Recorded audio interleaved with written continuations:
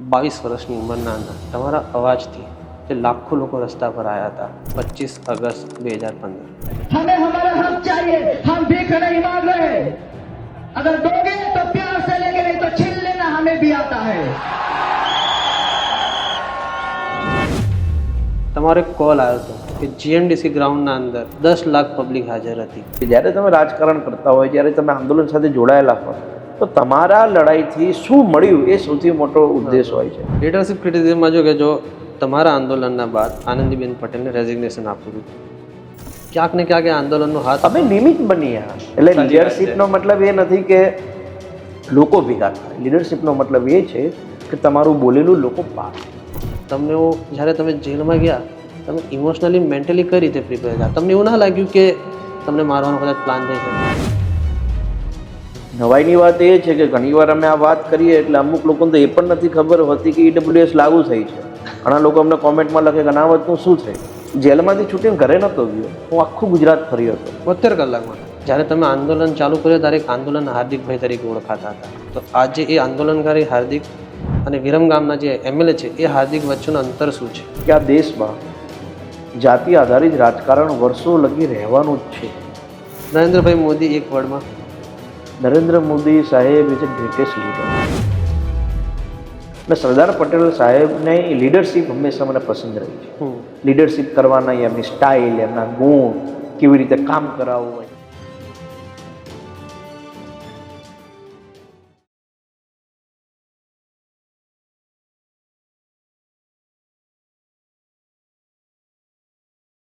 તો મિત્રો, આજથી 10 વર્ષ પહેલાં એમના એક અવાજથી લાખો લોકો રસ્તા પર આવ્યા હતા।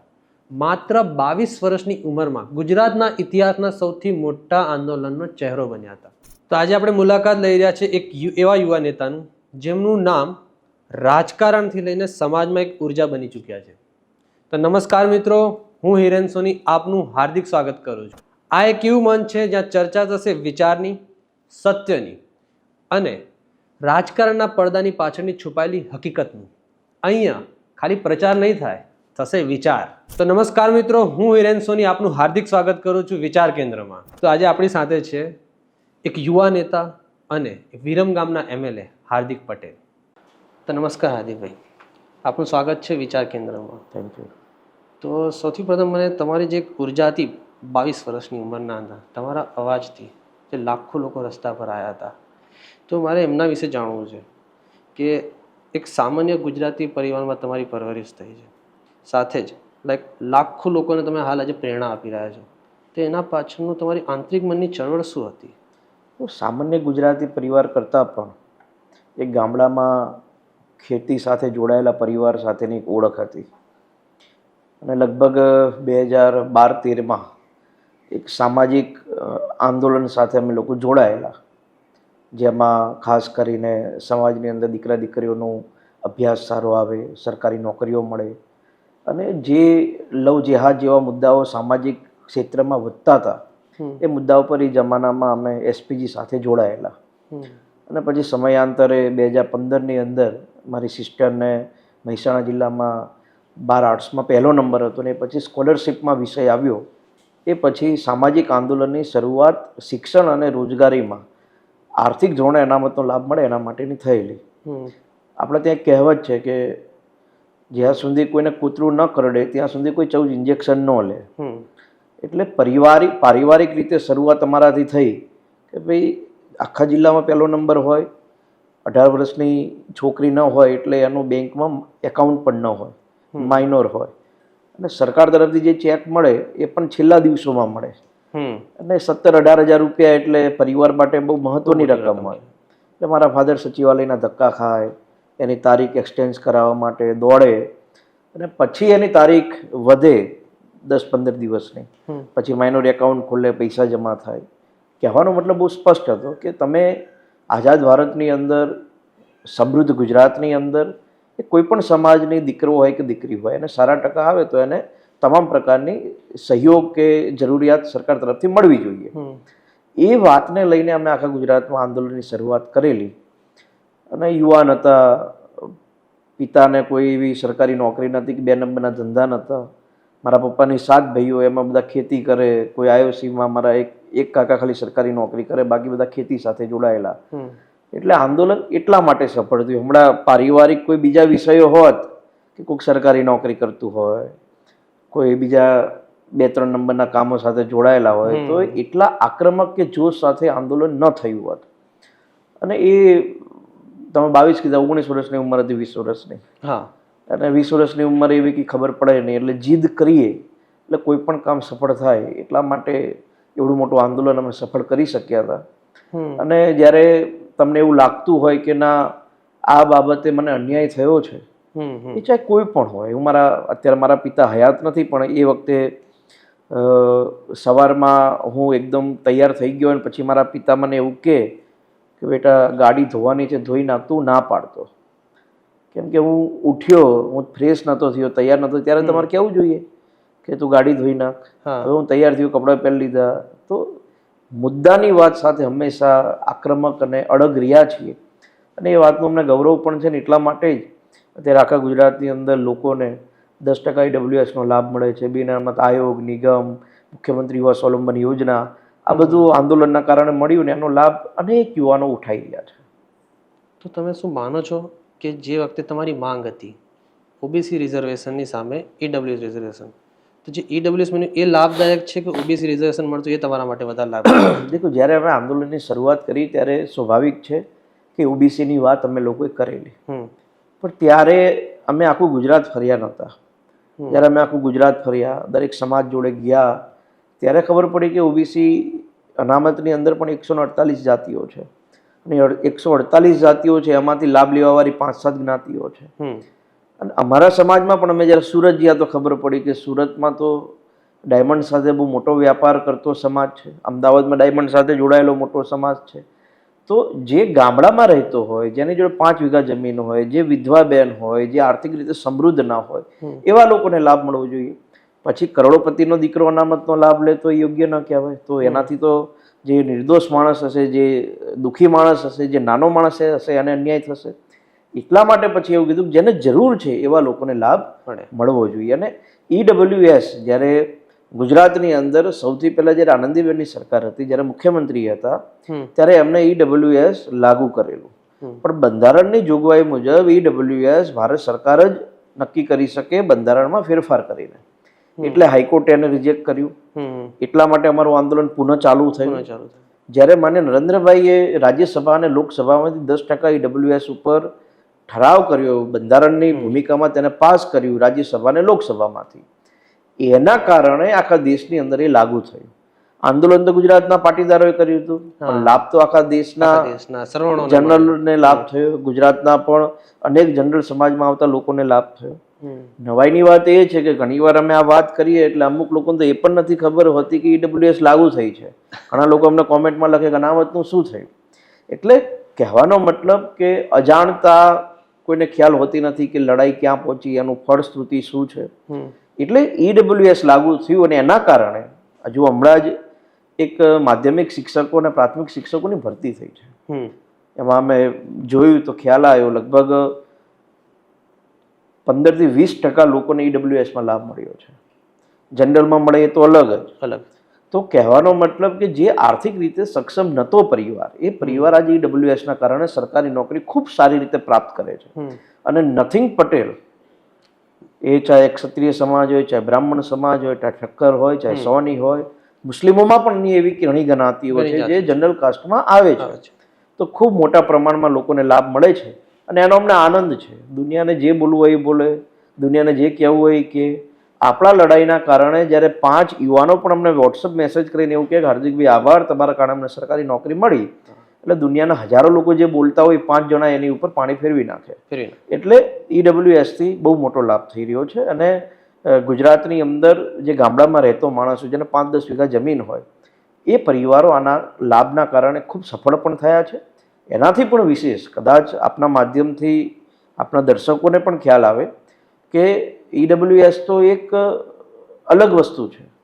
એનાથી પણ મોટી વસ્તુ એક છે 1000 કરોડની યુવા સ્વાવલંબન યોજના, જેની અંદર તમારે વિદેશ જવું હોય તો તમને 15 લાખ રૂપિયા 0% તમને આપે છે. તમારા 80% હોય, તમે જનરલમાં આવો છો, તમે સરકારી કોલેજમાં એડમિશન ના મળે, પ્રાઇવેટમાં જવું પડે તો 60% ફી સરકાર પાછી આપે છે તમને. બીજી એક બહુ મહત્વની વાત મુખ્યમંત્રી યુવા સ્વાવલંબન યોજનામાં કે પહેલાં જનરલ માટે 28 વર્ષની વય મર્યાદા હતી સરકારી નોકરીની તૈયારી માટે, ઓબીસી માટે 30 વર્ષ હતી ને એસટી એસસી માટે 32 વર્ષ હતી. એ બધામાં 5-5 વર્ષનો વધારો કર્યો છે. એટલે જનરલ છે એ 32 વર્ષ સુધી સરકારી નોકરીની તૈયારી કરી શકે, ઓબીસી છે 35 વર્ષ સુધી તૈયારી કરી શકે, અને એસટી એસસી સમાજના યુવાનો છે 40 વર્ષ સુધી તૈયારી કરી શકે. તો એનો લાભ પણ સમાજના અનેક વર્ગને મોટા પ્રમાણમાં થાય છે. મૌખિક અને પ્રેક્ટિકલ બાબત એ છે કે જ્યારે તમે રાજકારણ કરતા હોય, જ્યારે તમે આંદોલન સાથે જોડાયેલા હોય, તો તમારા લડાઈથી શું મળ્યું એ સૌથી મોટો ઉદ્દેશ હોય છે, અને એ દરેક સમાજને લાભ મળ્યો છે એનો અમને આનંદ છે. સાચી વાત છે. તમે આટલી વાત કરી, મને એના બધી એક આઘાત તો થયો છે કે ક્યાંક ને ક્યાંક લોકોને આનો લાભ તો થયો જ છે, પરંતુ હજી તો હું એક શરૂઆતથી જ કરવામાં આવું. આજે તમે વિરમગામના એમએલએ છો. જ્યારે તમે આંદોલન ચાલુ કર્યું ત્યારે એક આંદોલન હાર્દિકભાઈ તરીકે ઓળખાતા હતા. તો આજે એ આંદોલનકારી હાર્દિક અને વિરમગામના જે એમએલએ છે એ હાર્દિક વચ્ચેનું અંતર શું છે? દેખો, જ્યારે તમે આંદોલન કરતા હોય ત્યારે હલ્લાબોલ કરવાનું હોય, ગરમ ખૂન કહી શકો. અને હલ્લાબોલ એટલે એની પાછળનું શું પરિણામ આવવાનું છે એ ખબર હોય નહીં. અને માત્ર માંગણી કરવાની હોય સરકાર જોડે, સાચી હોય ને ખોટી પણ હોઈ શકે. તો આંદોલનની ભૂમિકામાં જ્યારે તમે હોય ત્યારે દોડો, બોલો, આંદોલન કરો, રેલીઓ કરો, ચક્કાજામ કરો, ઝઘડા કરો, આ આંદોલનની એક ભૂમિકા છે. પણ જ્યારે તમે સત્તાનો ભાગ બન્યા છો, સત્તાનો ભાગ બનો એટલે તમારી ફરજ એ આવે છે કે હવે હલ્લાબોલથી ચાલે નહીં, તમારે પોલિસી મેકિંગ કામ કરવું પડે. એટલે ધારાસભ્ય બન્યા પછી વિધાનસભામાં જઈએ તો કોઈ પણ કાયદો સરકાર ફ્લોર ઉપર લાવતી હોય, વિધાનસભામાં લાવતી હોય, તો એમાં અમારે અમારા સૂચનો આપવાના હોય, અમારે આમાં કંઈક ખામીઓ કાઢવાની હોય. તો ધારાસભ્ય તરીકેનું કામ બહુ સ્પષ્ટ છે કે આંદોલન એક સમાજ માટે હોઈ શકે, આંદોલન એક વર્ગ માટે હોઈ શકે, પણ ધારાસભ્ય બનો પછી તમારો વર્ગ કે સમાજ ન હોય, તમારા માટે તમામ મતદારો એક સમાન હોય અને એમની પ્રાથમિક જરૂરિયાત માટે તમારે કામ કરવું પડે. હવે હું ધારાસભ્ય વિરમગામ માંડલ દેત્રોદ નળકાંઠા મારો વિસ્તાર છે, ત્યાં મારે શું કામ કરવું જોઈએ કે તેની સ્થાનિક સ્થિતિઓ ઉપર, તેની સ્થાનિક પરિસ્થિતિઓ ઉપર, ત્યાં શું લોકોને જરૂર છે. એટલે હું એક સીમિત વર્ગ સાથે જોડાયેલો છું. પહેલાં તમે આખા ગુજરાતના લોકોની વાત કરતા હતા, અમદાવાદ બેઠા હોય તો સુરતની વાત કરીએ, સુરત હોય તો રાજકોટની વાત કરીએ, રાજકોટ હોય તો પાલનપુરની વાત કરીએ. હવે વિરમગામમાં બેસીને જ વિરમગામના હિતોની વાત કરવાની છે. એટલે એક સીમિત જ્યારે તમે બનો ત્યારે સીમિત બન્યા પછી તમારી જવાબદારી વધુ થઈ જાય. જેમ કે તમારા મેરેજ ન થયા હોય તો તમે બધે ફરી શકો, મેરેજ થઈ જાય તો પત્ની સાથે જ ફરવાનું. એવી જ રીતે તમે અત્યારે સીમિત વર્ગ સાથે એટલે વિરમગામ સાથે જોડાયેલા છો, તો વિરમગામના હિત, વિરમગામના વિકાસ, વિરમગામના ભવિષ્ય, વિરમગામના વર્તમાન, આના સિવાય બીજી કોઈ ચર્ચા જ ન હોય. એટલે ગરમ જોશમાંથી એકદમ ઠંડા જોશ સાથે વિસ્તારની ભૂમિકામાં લાગ્યું રહેવાનું. બહુ સરસ આન્સર આપ્યો છે, પરંતુ મારો હજી ક્વેશ્ચન ત્યાં જ અટકી રહેલો છે. શું હાર્દિકભાઈ હવે વિરમગામ સુધી જ રહેશે કે ગુજરાતનું રહેશે? જ્યારે તમે કોંગ્રેસમાં હતા ત્યારે તમે ગુજરાતની વાત કરતા હતા, ભારતની વાતો કરતા હતા, પણ આજે તમે જ્યારે એમએલએ છો તો શું તમે વિરમગામ સુધીની જ લિમિટમાં રહેશો કે બહાર જોશો? આના જ્યારે કોંગ્રેસમાં હતા ત્યારે કોંગ્રેસમાં ગુજરાતની વાત કરવાવાળા લોકો જ નહોતા એટલે અમે કરતા હતા. ભાજપમાં છીએ તો ભાજપમાં ગુજરાતની વાત કરવાવાળા લોકો અનેક લોકો છે. આદરણીય નરેન્દ્રભાઈ આખું દેશનું નેતૃત્વ કરે છે છતાંય ગુજરાતની ચિંતા કરે છે. માન્ય અમિતભાઈ દેશના ગૃહમંત્રી છે છતાંય ગુજરાતની ચિંતા સાથે સાથે કરતા હોય છે. માન્ય મુખ્યમંત્રી શ્રી આખા ગુજરાતના છે તો આખા ગુજરાતની ચિંતા કરે છે. મને જવાબદારી વિરમગામની મળી છે તો મારે વિરમગામની ચિંતા કરવાની છે, પછી મારે આખા ગુજરાતની ચિંતા કરવાની જરૂર નથી. મારા વિરમગામની અંદર કોઈ સમસ્યા હોય કે ચલો કોઈ વિસ્તારમાં પાણી નથી પહોંચતું અને પછી હું પાલનપુરમાં પાણી નથી પહોંચતું એની ચિંતા કરું તો મારા વિસ્તારનું શું? તો મારે મારા વિસ્તારની ચિંતા કરવી જોઈએ. મને મારા વિસ્તારના લોકોએ પ્રતિનિધિત્વ આપ્યું છે, મારા વિસ્તારના લોકોએ મને જવાબદારી આપી છે, મારા વિસ્તારના લોકો એવું ઈચ્છે છે કે તમે અમારું કામ કરો, તમે બહાર ન જાઓ. તો મારે મારા વિરમગામના લોકોની ચિંતા કરવી જોઈએ. અને કુદરતની દયાથી અને આંદોલનના કારણે અમારે કોઈને ઓળખાણ આપવી નથી પડતી. ના, એ વાત તો સાચી છે કે ભાઈ હું હાર્દિક પટેલ, હું વિરમગામનો ધારાસભ્ય છું, હું ભારતના કોઈ પણ ખૂણે જઉં તો ચહેરાથી અમને લોકોને ઓળખી જાય છે. તો હવે મારે કંઈ ગુજરાતમાં દોડવાની જરૂર નથી. ગુજરાતની ચિંતા કરવાવાળો બહુ મોટો વર્ગ છે.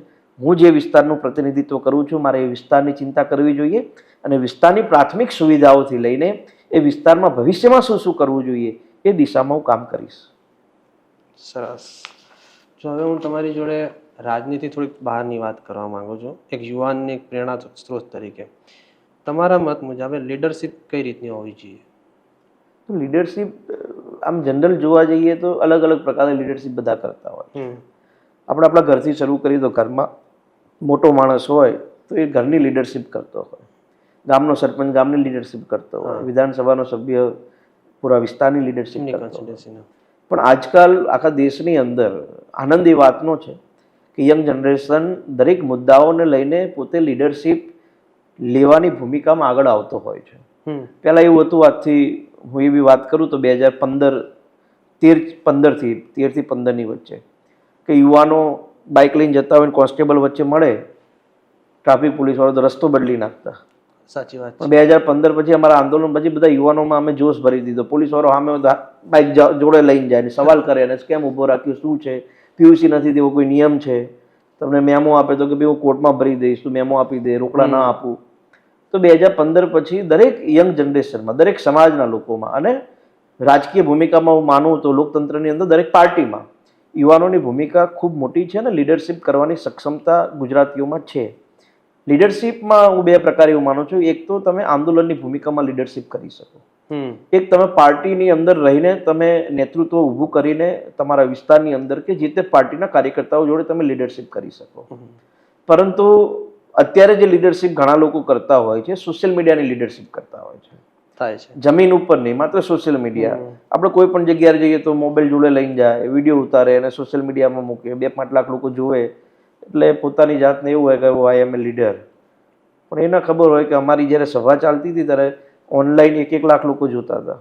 મારી સભામાં 10-10 લાખ લોકો સુરતમાં હોય, મોરબીમાં હોય, રાજકોટમાં હોય, પણ જ્યારે ચૂંટણી પતી જાય પછી ખબર પડે ખાલી સાંભળવા માટે આવ્યા હતા. એટલે લીડરશિપનો મતલબ એ નથી કે લોકો ભેગા થાય. લીડરશિપનો મતલબ એ છે કે તમારું બોલેલું લોકો પાડે. અને અત્યારે દેશની અંદર એકમાત્ર લીડરશિપ એવી છે કે જેને લોકો ગંભીરતાથી લે છે, તેને લોકો સ્વીકારે છે, તેને લોકો માને છે, એ માત્ર નરેન્દ્રભાઈની લીડરશિપ છે. એનું એક ઉદાહરણ તમને આપું. કોરોનાના સમયે લોકોને કીધું કે ભાઈ ચલો થાળીઓ વગાડો, તો કોઈ એવું ના કીધું કેમ વગાડી, આખો દેશ થાળીઓ વગાડતો હતો.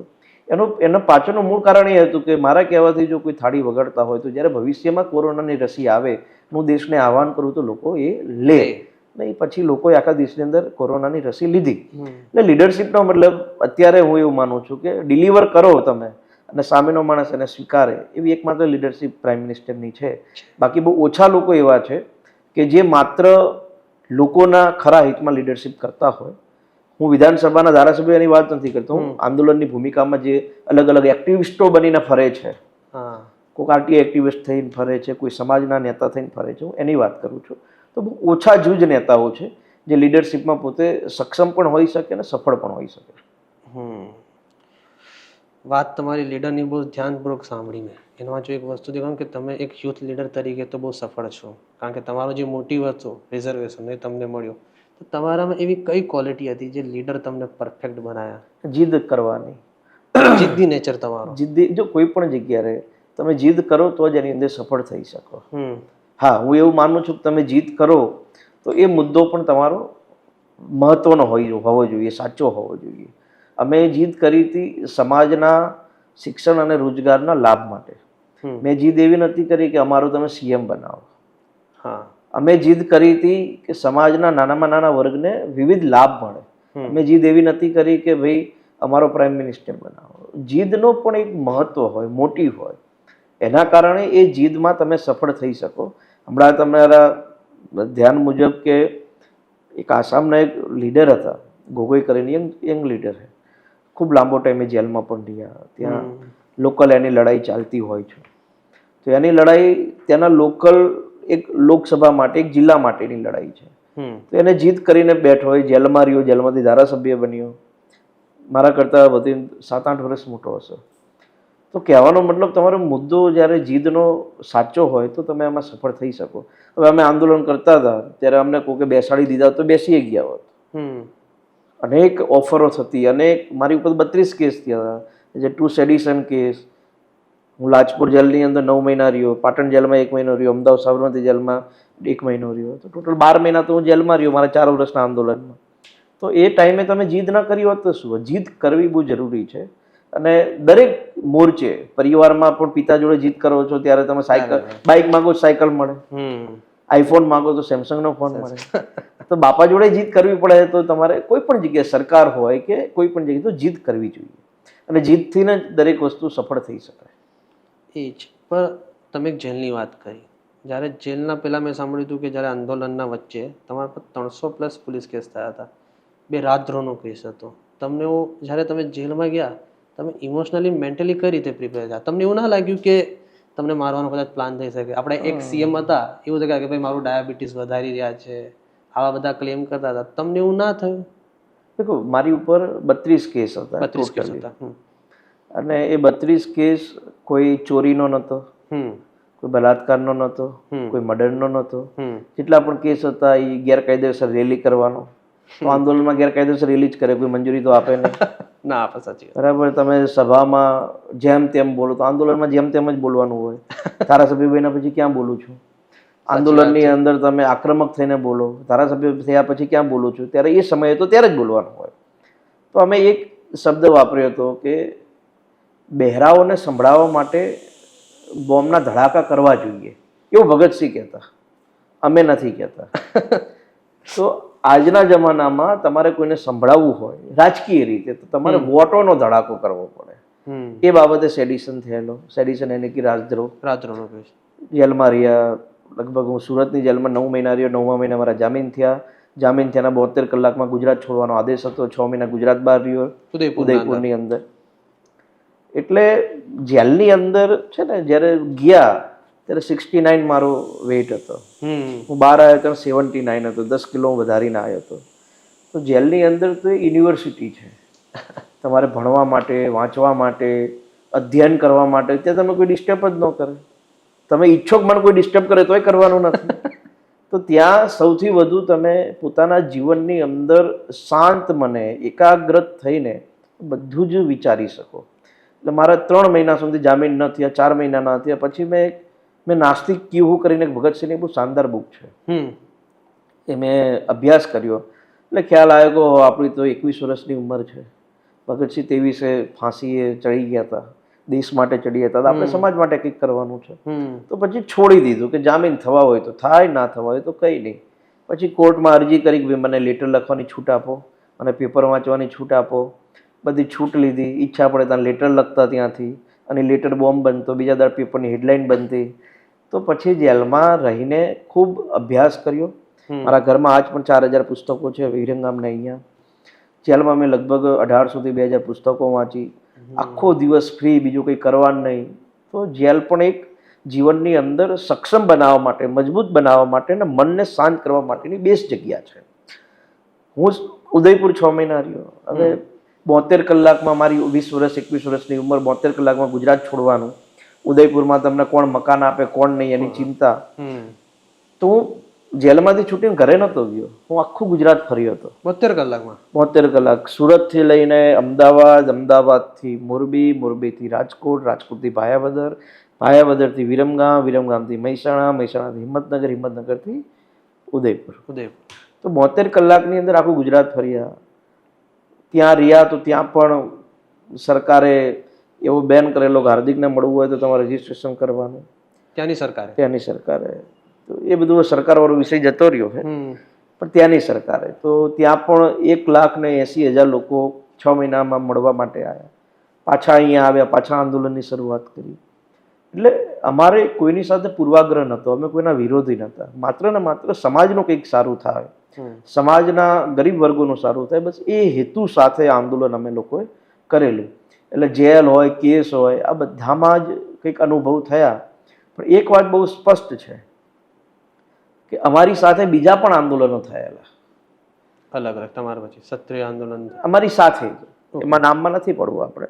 પણ નવાઈની એવી વાત છે કે કેસ માત્ર અમારી ઉપર જ થયા હતા. એની પાછળનું પણ અધ્યયન ઘણા લોકોએ કરવું જોઈએ, જે આપણા માધ્યમથી અમુક રાજકીય વિશ્લેષકો છે એને ધ્યાને દોરવા માંગુ છું. મેં જ દેખ્યું તમારા પર જ પર્સનલી રીતે થયા કેસીસ. અમારે આંદોલનની ટીમમાં લગભગ 400-500 યુવાનો ઉપર થયા હતા કેસ, પણ એમાં વ્યક્તિગત રીતે મારી ઉપર સૌથી વધુ થયા હતા. બીજા અલગ અલગ મોટા વર્ગ ઉપર થયા, પણ એક વ્યક્તિ ઉપર સૌથી વધુ કેસ થયા તો મારી ઉપર. હવે તો કેસની વાત જવા દે, કેમ કે કોર્ટ હંમેશા મોડો તો મોડો પણ ન્યાય આપતી હોય છે. હવે 4 કેસ વધ્યા છે, બધા કોર્ટની અંદર પરિપૂર્ણ કર્યા છે. લગભગ 4 કેસ સરકારે અમારા પાછા ખેંચ્યા હતા. અને સરકાર પણ એ માઈ બાપ છે. સરકાર હંમેશા લોકોનું સારું કરવાની ઈચ્છતી હોય. અને કોઈ પણ રાજા હોય, જ્યારે એના શાસન ઉપર એવી કોઈ પરિસ્થિતિ આવે તો એ રાજા ક્રૂર થતા જ હોય, એમાં હું ના નથી પાડતો. કેમ કે પરિસ્થિતિ એવી હતી, લો એન્ડ ઓર્ડરને સાચવવા માટે સરકાર પોતે એક્શન લેતી જ હોય. અને ઘણીવાર કેવું થાય, તમે સારા ભાવથી આંદોલન કરતા હોય ત્યારે અમુક લોકો એવા હોય કે જે આંદોલનનો દુરુપયોગ કરવા માટે પાછળના રસ્તેથી ઘૂસતા હોય છે. એટલે એવી પણ ઘટનાઓ બની કે જે લોકોને અમારા સમાજ સાથે લેવા દેવા નતા, જે લોકો આંદોલન કેમ બગડે, આંદોલનને કેમ લોહિયાળ બનાવે, એના માટે પાછળના રસ્તેથી અમુક વર્ગ હતો જે કામ કરતો હતો. એટલે સરકાર તો એની ભૂમિકામાં કામ કરતી હતી, અમે અમારી ભૂમિકામાં કામ કરતા હતા. એટલે કંઈક ને કંઈક છેલ્લે આવું બધું થાય તો જ સફળતા મળે, અને સફળતા મળી. સાચી વાત છે તમારી. જો હું તમારો પર્સનલ એક્સપિરિયન્સ કહું ને, તો હું મહેસાણા ગણપત યુનિવર્સિટીમાં ભણ્યો હતો.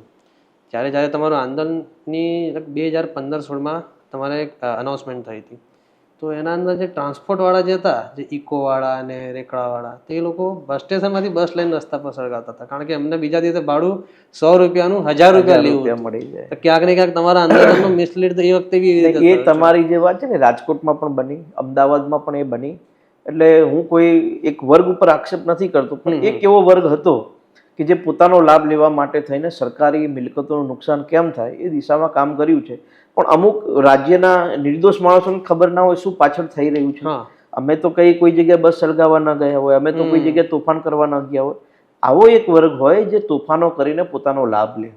આપણે 2002ના આંદોલન તોફાનની વાત કરીએ તો એવો એક વર્ગ હતો કે જે દુકાનો લૂંટતો હતો. હવે બિચારો આપણો સામાન્ય નિર્દોષ વર્ગ તો આ બધું કામ સાથે જોડાયેલો જ નથી.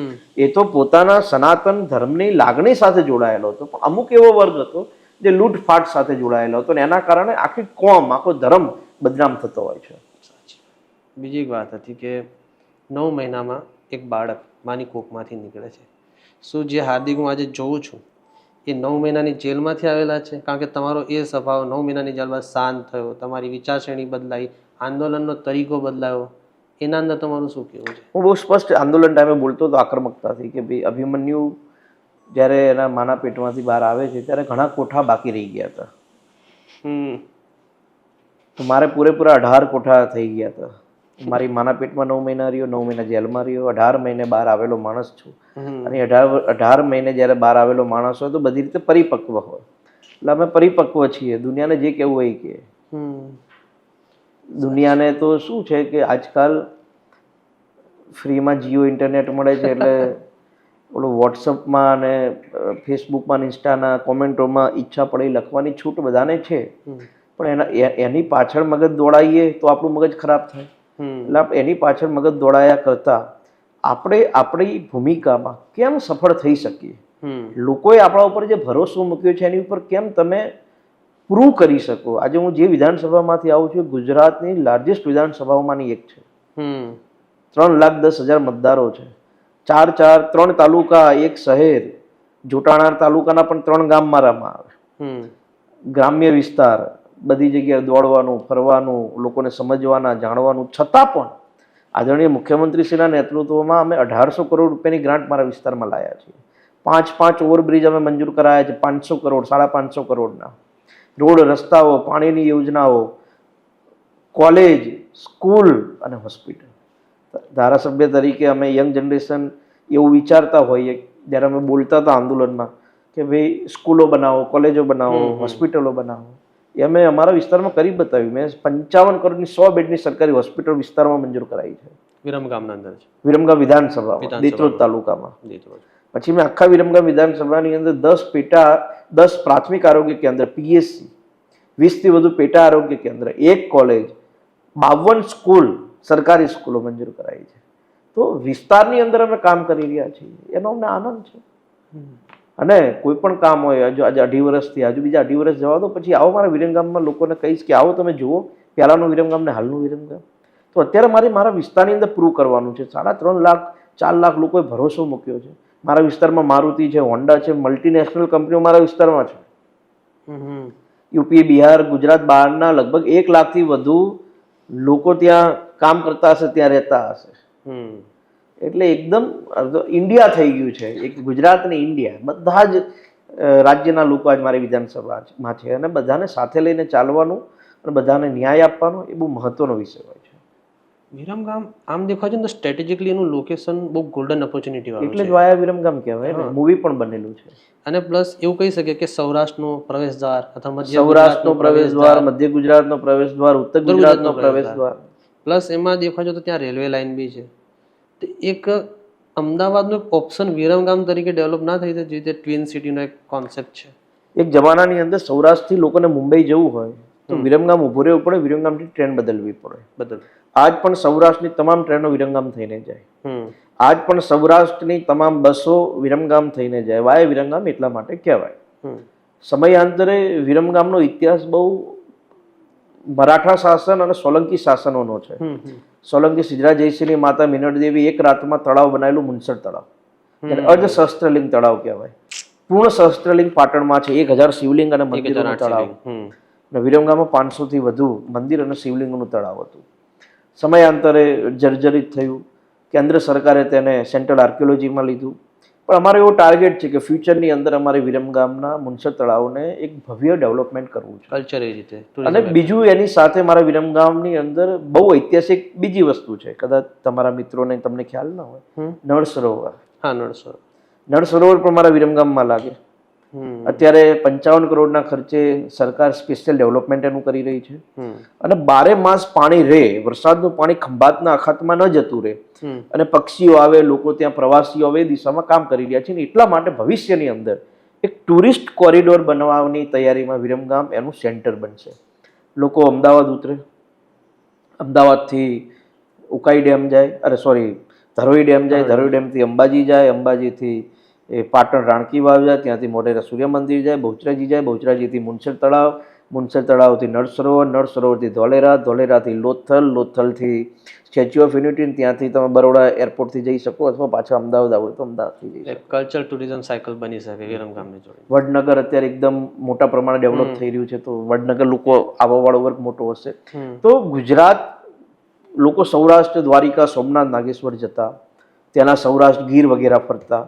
પણ આ જે ગુજરાતનો આપણો પાર્ટ છે, સૌરાષ્ટ્ર અને ગુજરાતને આપણે અલગ અલગ વિચારીએ તો ગુજરાતની અંદર પણ એક બહુ મોટા પ્રમાણમાં અમદાવાદ, પાલનપુર, સાબરકાંઠા, બનાસકાંઠા, મહેસાણા, પાટણ બધે બહુ મોટા પ્રમાણમાં ડેવલપમેન્ટ થઈ રહ્યું છે. અને એનો લાભ ભવિષ્યની અંદર બહુ મોટા પ્રમાણમાં થશે. એનાથી પણ વિશેષ, હમણાં એક અમારા સરકારના સેક્રેટરી સાથે વાત થતી હતી, ઓલિમ્પિક આવી રહ્યું છે, લગભગ 50,000 નવા રૂમ, એટલે મિનિમમ 500 નવી હોટલો, 3 સ્ટાર, 4 સ્ટાર, 5 સ્ટાર બનશે. એ તમારે અમદાવાદ જિલ્લામાં જ બનાવવી પડશે, અમદાવાદ સિટીમાં જ બનાવવી પડશે, છેલ્લે ગાંધીનગર સુધી બનાવવી પડશે. એનાથી દૂર તો તમે જઈ નહીં શકો. તો 2036 પહેલા ગુજરાત અને ખાસ કરીને આપણું અમદાવાદ આજુબાજુ એ ભયંકર રીતે ડેવલપમેન્ટ થવાનું છે કે એની કલ્પના તમે હું અત્યારે કરી શકીએ એમ નથી. અને એટલા માટે આદરણીય પ્રધાનમંત્રી મોદી સાહેબ ઓલિમ્પિક આપણા ઇન્ડિયામાં પાછું આપણા ગુજરાતમાં હમણાં માન્ય ગૃહમંત્રી અને અમારા રમતગમત મંત્રી હર્ષભાઈ સંઘવી સ્વિટ્ઝરલેન્ડ ગયા હતા. ત્યાં પણ આખા દેશના, આખા વર્લ્ડના જે ઓલિમ્પિક ફેડરેશન સાથે જોડાયેલા લોકો એની સાથે મિટિંગ થઈ. તો આપણે ખૂબ ભાગ્યશાળી છીએ કે ગુજરાતમાં આ પેઢી, એટલે કે આપણી પેઢીએ તો 2002 જોયું, કોરોના જોયું, પ્લેન ક્રેશ જોયું, એટલે આપણી પેઢીએ બહુ બધું જોયું. એમાં એક ઓલિમ્પિક પણ આપણે જોવું પડશે. એવું કહી શકે કે એક ટ્રાન્સફર જનરેશન, એક સાદા મોબાઈલથી લઈને એક એન્ડ્રોઈડ સુધી પહોંચવા વાળા વિરમગામ છે ને. આમ તો દેખાય છે ને ખેતી પ્રધાન ક્ષેત્ર છે, તો ત્યાંના ખેડૂતોનું ઇરિગેશન, એક પાણીને લઈને સમસ્યા, MSP અને ત્યાં ખેત પેદાશના માર્કેટ માટે તમે શું કદમ લઈ રહ્યા છો? વિરમગામ છે ને ખેતી સાથે જોડાયેલો એક વિસ્તાર હતો, વિરમગામ માંડલ દીકરો. એમાં જનરલ નર્મદાના પાણી આવ્યા એ પછી ખેતી એકદમ સમૃદ્ધ બની. નળકાંઠાનો એક 32 ગામનો અમારો વિસ્તાર હતો જ્યાં નર્મદાના પાણી કમાન્ડમાં નહોતા આવતા. પરંતુ આદરણીય ગૃહ અને સહકારિતા મંત્રી માન્ય અમિતભાઈએ અને શ્રીમાન મુખ્યમંત્રી શ્રી ભૂપેન્દ્રભાઈએ એક સ્ટેન્ડ લીધું કે ના, આપણે 32 ગામોને પાણી પહોંચાડવું છે. એટલા માટે 1400 કરોડની ઇરિગેશન માટેની એક સ્પેશિયલ યોજના બનાવી. અને વિરમગામ માટે વિરમગામના નળકાંઠાના 32 ગામ, જેમાં સાણંદના 13 ગામ આવે, બાવળાના આવે ને વિરમગામ 32 ગામ આવે. એમાં મારી વિધાનસભાના 14 ગામ આવે. તો એ સૌરાષ્ટ્ર શાખા નહેરથી પાઇપલાઇનના માધ્યમથી 32 ગામ સુધી પાણી પહોંચાડવાની યોજના છે, જેનું પહેલું 300 કરોડનું કામ હતું, પરિપૂર્ણ થઈ ગયું. હવે બીજા નવું કામ ટેન્ડર થઈ ગયું છે. એટલે હું એવું માનું છું કે એકાદ વર્ષમાં ખેડૂતોને 10 એકરે પાણી આપે, ત્યાં એક બક નળી હોય ત્યાંથી ખેડૂતો પાણી લઈ શકે. એ પ્રકારની સુંદર વ્યવસ્થા અમારા નળકાંઠાના ખેડૂતો માટે સરકારે કરી છે. અને એનો લાભ અમારા નળકાંઠામાં ડાંગરની બહુ મોટી ખેતી છે. અને ડાંગરની ખેતી અત્યારે 12 માસ ખેડૂતો કરતા. પહેલા એક પાક લેતા ચોમાસાનો, હવે શિયાળા ઉનાળો બધું ખેડૂતો કામ કરતા હોય છે. અને એના કારણે ખેડૂતોમાં આર્થિક સમૃદ્ધતા પણ આવશે. વાત રહી અમારા વિસ્તારમાં ખેતી સાથે જોડાતો, અમારા માંડલમાં તુવેરની ખેતી બહુ મોટા પ્રમાણમાં. તુવેરની, હા. વિરમગામ તાલુકામાં તમે જાઓ તો કપાસ છે, ડાંગર છે. તમે આમ દેત્રોદ તરફ જાઓ તો તમે ત્યાં એરંડા છે, એવી બધી ખેતી અમારા વિસ્તારમાં ખૂબ મોટા. જીરાની ખેતી એક જમાનામાં પહેલા થતી, પરંતુ હવે ઠંડી ને એ બધું અસ્વસ્થ રહેતી હોય વ્યવસ્થા, એના કારણે જીરાની ખેતી હવે ડાઉન થઈ. અમારા 3 તાલુકાની અંદર એપીએમસી માર્કેટો છે, ખૂબ મોટા પ્રમાણમાં છે. ખેતીને લગતી વ્યવસ્થાઓમાં હમણાં જ અમે પ્રાકૃતિક ખેતીને પણ મહત્વ આપવાનું ચાલુ કર્યું અમારા વિસ્તારમાં. Natural farming. અને હમણાં જ મારા જન્મદિવસના દિવસે મેં જે એનજીઓ ચલાવતા હોય પ્રાકૃતિક ખેતી માટે, એ લોકોને સોઇલ ટેસ્ટનું મેં મશીન આપ્યા છે, મારા તરફથી ગિફ્ટ આપ્યા છે 2 એનજીઓને, કે જેથી કરીને કોઈ ખેડૂત એવું હોય કે ભાઈ મારે નેચરલ ફાર્મિંગ કરવું છે અને મારે મારી માટીનું પરીક્ષણ કરવું છે અને અમદાવાદ લઈ જવાની વ્યવસ્થા નથી, તો કોઈ મને હેલ્પ કરી આપો. તો અમારી બંને એનજીઓ ખેતરમાં જાય, ખેતરમાં સોઇલ ટેસ્ટ કરે, મોબાઈલમાં આખો રિપોર્ટ એને આપી દે કે ભાઈ તારી જમીન કયા પ્રકારની છે, કયા પ્રકારની છે, કયું તમારે શું ખેતી કરવી જોઈએ, કેવું તમારે ખાતર નાખવું જોઈએ. તો આ પ્રકારની અમે નેચરલ ફાર્મિંગ ઉપર પણ ખૂબ મોટા પ્રમાણમાં ધ્યાન આપીએ છીએ. બીજું અમારું એક ભવિષ્યની અંદર પ્લાનિંગ અમારા વિસ્તારની અંદર એ છે કે અમારે ખેડૂતોને એ બાબતે સમજાવવું છે કે તમે વર્ષે ખેતી બદલતા રહો. આપણા ત્યાં કેવું હોય, ગામમાં કોઈ એક ખેડૂત ટમેટા કરે તો બાકીના ખેડૂતો એવું કે ટમેટા જ કરીએ, આપણે આમાં સારી કિંમત હશે, સારું કમાવાનું હશે. હમણાં અમારા વિસ્તારમાં દાડમની ખેતી ઉપર લોકો વળ્યા છે, તો બધા દાડમની ખેતી ઉપર. ખેતી ખરેખર બદલાવી જોઈએ, ક્રોપ શિફ્ટિંગ થવું જોઈએ, જેનાથી તો જ તમારી માટીની ગુણવત્તા, ખેતરની ગુણવત્તા અને પાકની ગુણવત્તા સારી રહે. તો એ દિશામાં પણ અત્યારે અમારા વિસ્તારમાં કામ ચાલી રહ્યું છે અને મને ભરોસો છે કે ધીમે ધીમે ખેતી ઉપર બહુ મોટા પ્રમાણમાં ધ્યાન આપવામાં આવશે. પણ દુઃખની વાત એ પણ છે કે ગામડા ખાલી થતા જાય છે, ખેતી કોઈને કરવી નથી. બાપા ખેતી કરે છે, 5 ભાઈઓ છે, 4 ભાઈઓ અમદાવાદ રહે છે, એક ભાઈ બધાની ભાગવી ખેતી કરે, છોકરા અમદાવાદ ભણે છે, પછી એને ગામડે આવવાની કોઈ તસ્તી નથી. પણ એની વચ્ચે અમારા વિસ્તારમાં 5-10 એક યુવાનો છે કે જેને એન્જિનિયરિંગ કરી છે, જેને MBA કર્યું છે, અને એ ખેતીમાં નવી વસ્તુ લાવે છે. અમારે એક શિવપુરા ગામ છે, જેવી કે નવી વસ્તુમાં કઈ રીતે અંજીરની ખેતી કરે છે, ડ્રેગન એટલે કમલમ ફ્રૂટની ખેતી કરે છે. અને નવાઈની વાત એ છે કે આપણે જે અંજીર ખાઈએ છીએ એ તો સૂકવેલું અને 3rd ક્લાસ અંજીર ખાઈએ છીએ. એ ઓરિજિનલ ફળ આપે છે, જે એની ઉપર ઉગેલું હોય એ ઓરિજિનલ અંજીર છે. તો ભવિષ્યમાં GI ટેગ લેશો ખરા વિરમગામના નામને? એટલે કહેવાનો મતલબ નવી યંગ જનરેશન ખેતીને પોતાનો ધંધો નહીં પણ પોતાનો શોખ છે એવી રીતે લોકોની સામે પ્રેઝન્ટ કરે છે. અમારા કડવાસણ ગામના એક ભાઈ છે, એ પણ ખેતીને પ્રાયોરિટી આપે છે. અમારા 2 ખેડૂતો ભડાણાના એવા છે જે 3-3 હજાર વીઘાની પોતાની જમીન છે ને એની અંદર નેચરલ ફાર્મિંગ કરે છે, ખાતર નથી નાખવું, ભલે ઘર માટે ખાઈશું. તો આ એક સારી બાબત છે ફ્યુચર માટે. અને તમારા ને મારા માટે આપના માધ્યમથી આપણા દર્શકોને પણ ખ્યાલ આવે કે હમણાં જાપાનમાં એક આર્ટિકલ આવેલો, અને એ આર્ટિકલની અંદર માનું દૂધ જે સૌથી નેચરલ હોય એનો ટેસ્ટ કરેલો, ને એમાં સીડ્સ તમને મળેલા, એમાં દવાઓના તમને પાર્ટ મળેલા. અને એના કારણે દરેક લોકોએ ચિંતા વ્યક્ત કરી કે ભાઈ માનું દૂધ તો એકદમ નેચરલ હોય, એની અંદર તમને આ દવાઓના અને પેસ્ટિસાઇડ ને બધું કેમ મળી રહ્યું છે? કેમ કે આપણે ખાઈ રહ્યા છીએ. એક જમાનામાં આપણા ગામમાં, તમારું મૂળ ગામ જે હોય, તમારા ફાધર ને દાદાને ખ્યાલ હોય તો બીજા કોઈને, તો ગામમાં કોઈના ઘરે એક ઘરે કેન્સર થયું હોય તો આખું ગામ સાંજે એના ઘરે બેસવા જતું. સાચી વાત છે કે યાર આપણા ગામમાં એક ભાઈને કેન્સર થયું, હવે ઘરે ઘરે કેન્સર, કોઈ બેસવા વાળું એ નથી મળતું. તો કહેવાનો મતલબ એ છે કે નેચરલ ફાર્મિંગ, સારી વસ્તુઓ તમને મળે એની ઉપર ધ્યાન આપવું જોઈએ. અહીંયા એક ધોળકાની બાજુમાં એક ગામ છે, એ ગામમાં શાકભાજીની ખેતી થાય છે. જે લોકો શાકભાજીની ખેતી કરે છે એ એના સંબંધીઓને એવું કહે છે કે અમારા ગામના ભીંડા કોઈ લેતા નહીં. કેમ? એટલી બધું પેસ્ટિસાઇડ નાખે છે. એટલે આજે તમે કહો હું આપણે એવું મનમાં વિચાર અત્યારે હું વાત કરું તમને એવું થાય કે આ બહારનું નથી ખાવું, પણ 5 દિવસ પછી પાછું આપણે ચાલુ કરી દઈએ. ચાલુ કરી દઈએ, સાચી વાત. એટલે આ ઉપર પણ સરકારે ખૂબ ધ્યાન આપવું પડશે. અને સરકારે એક તરફ ખેડૂતો પણ ખરું કામ કરે છે, ખેડૂતો પણ ઝઘડે છે, ખાતર આપો, ખાતર નથી મળતું. એવું વિચારે કે ખાતર નાખવાથી મારો પાક વધી જશે. નથી એવું વસ્તુ, ખેતર ખતમ થઈ જાય છે. હા, એ બી ગુણવત્તા ઘટી જાય માટીની. ખેતરની અંદર જે જીવાણુ રહેવા જોઈએ ખાતરથી રહેતા નથી. તો આ બધી વ્યવસ્થા ઉપર હું માનું છું કે લોકોએ ધ્યાન આપવું પડશે. ને નવાઈની વાત એ છે, મેં વારંવાર કીધું કે યંગ જનરેશન આની ઉપર ધ્યાન આપવા હવે તત્પર બની છે. એવી જ રીતે અમદાવાદમાં પણ એવા વર્ગ છે શહેરની અંદર જે પ્રાકૃતિક ખેતી ઉપર કામ કરતા લોકોને પ્રોત્સાહન આપે છે. હમણાં ગ્રીન કમાન્ડો કરીને એક NGO ચાલે છે. એ ભાઈ US માં રહે છે, પણ અહીંયા આવે ત્યારે એની ઉપર પ્રાકૃતિક વસ્તુથી બનાવેલા ખાતર, એની દવાઓ એ ફ્રીમાં પહોંચાડે છે. વિષ્ણુભાઈ એમનું નામ છે, વિષ્ણુભાઈ પટેલ.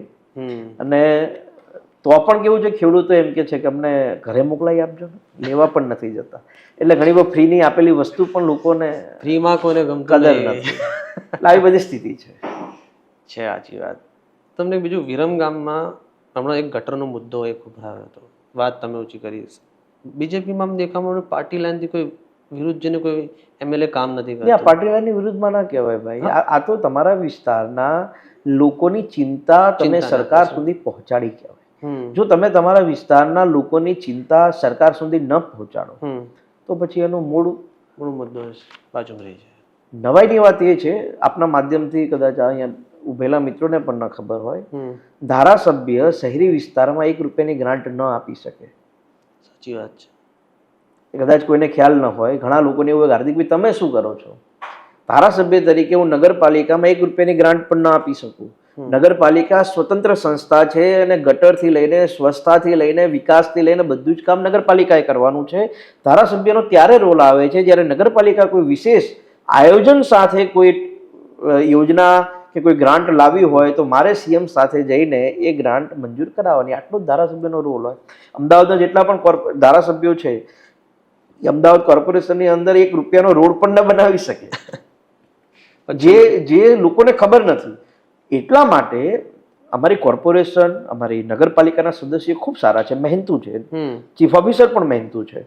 પણ અમારા ગામની પરિસ્થિતિ ભૌગોલિક બહુ એવી છે, 100 ચોરસ કિલોમીટરનો વિસ્તાર છે, સૌથી મોટી નગરપાલિકા છે, 1 લાખની પોપ્યુલેશન છે, B વર્ગની નગરપાલિકા છે. એ પ્રકારની ગ્રાન્ટો ન આવે. જે પણ કોઈ ગ્રાન્ટો આવે તો નાના મોટા ગટરના કામો, સ્વચ્છતાના કામો એમાં વપરાઈ જાય. જો એ પ્રમાણે વેરો ના આવે, ટેક્સ ના આવે. એટલે મેં માનીય CM સાહેબનું ધ્યાન દોર્યું કે સાહેબ આવી સ્થિતિ છે. કાલ ઉઠીને પબ્લિક માન લો કે કોઈ એક્શન લે અને કાલ ઉઠીને સરકાર મને એવું કે તમે અમારું ધ્યાન કેમ ન દોર્યું, તો મેં સરકારનું ધ્યાન દોર્યું. બીજી વાત, મીડિયા છે ને એ હાર્દિકનું નામ આવે ને ફેરવવામાં બહુ માહિર હોય છે. સાચી વાત. કે ભાઈ હાર્દિકનું હોય, ચલો કંઈક લઈએ, એ બાને જે કંઈ ચાલે, જે કંઈ હાર્દિકનું પણ જે દેખાડવું એ દેખાડાય. મેં એવું કીધું કે જનતા કોઈ એક્શન લેશે, જનતા કોઈ અન્ય માર્ગ પસંદ કરશે તો એની સાથે હું ઊભો રહીશ. તો મીડિયાએ એવું કીધું કે હાર્દિક આંદોલન કરશે. હાર્દિક ક્યાં આંદોલન? લોકો કરશે, મારે ઊભું રહેવાનું છે જનતા સાથે. હા બિલકુલ. અને હોવું જ જોઈએ ને, કેમ ન હોવું જોઈએ? પબ્લિક સાથે એઝ એ પોલિટિશિયન જે લોકોએ મને ચૂંટીને મોકલ્યો છે, આખા ગુજરાતમાં સૌથી નાની ઉંમરનો ધારાસભ્ય બનાવ્યો છે, જે વિધાનસભાની અંદર કોઈ 5-10 હજાર મતે જીતતું નહોતું, એ વિધાનસભા મને 52,000 જીતાડ્યો છે.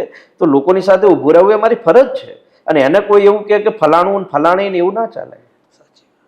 અને નવાઈની વાત એ છે, મેં માની મુખ્યમંત્રીશ્રીનું ધ્યાન દોર્યું. બીજા દિવસે બધા અધિકારીઓ આવ્યા, જે અમારી 2-4 જગ્યાઓ ખાલી હતી બીજા દિવસે ભરી દીધી. તો એવું છે કે લેટર લખો પછી જ કરવાનું. આ વાત તો પહેલા પણ કહેતો હતો, જેને કહેવાની હોય એને કે ભાઈ મારા વિસ્તારમાં આ વસ્તુ ઘટે છે, તમે જલ્દી પૂર્ણ કરાવો. ત્યારે તો ધ્યાન નથી આવતું ને. ઘણીવાર સરકારી અધિકારીઓ મનમાનીમાંથી ઊંચા નથી આવતા. સાચી વાત. પણ એને ખબર નથી કે અમે સત્તામાં નહોતા ત્યારે પણ અમે એ જ આક્રમકતાથી લડતા હતા, તો જ્યારે જનતા માટે જરૂર પડશે તો સરકારી અધિકારીઓની સામે એ જ આક્રમકતાથી લડીશું. મારો હેતુ બહુ સ્પષ્ટ છે કે લોકોને ન્યાય મળવો જોઈએ, લોકોને પ્રાથમિક સુવિધા જ આપવી પડે. મેં વિરમગામની અંદર 7 કરોડનું તળાવ બ્યુટિફિકેશનનું એક કામ મંજૂર કરાયું છે. મેં 32 કરોડ રૂપિયાની ખુલ્લી ગટરને કન્સીલ કરી સ્ટોમ વોટર ડ્રેનેજ મંજૂર કરાવી છે. મેં 10 કરોડ રૂપિયાનો વિરમગામની જે ફરતી જે ગઢ હતો ઐતિહાસિક, એને પુનઃ રિનોવેશનનું કામ મંજૂર કરાવ્યું છે. આ બધું જ હું કરાવી શકીશ, આ બધું જ કરાવીશું, બધું જ સારું દેખાશે, પણ પ્રાથમિક સુવિધાઓ ગટર અને ગંદકી નહીં હટે તો આ બધા ઉપર પાણી ફરી જશે. માત્ર એનું ધ્યાન દોર્યું હતું મેં, અને ધ્યાન દોર્યા પછી ઘણું બધું ઇમ્પ્રૂવ પણ થયું છે અને ભવિષ્યની અંદર ઘણું ઇમ્પ્રૂવ થશે. કદાચ તમે વિરમગામ સરખેજથી બસમાં બેસો તો વિરમગામની ઓળખ શું હતી તમને ખ્યાલ ન હોય.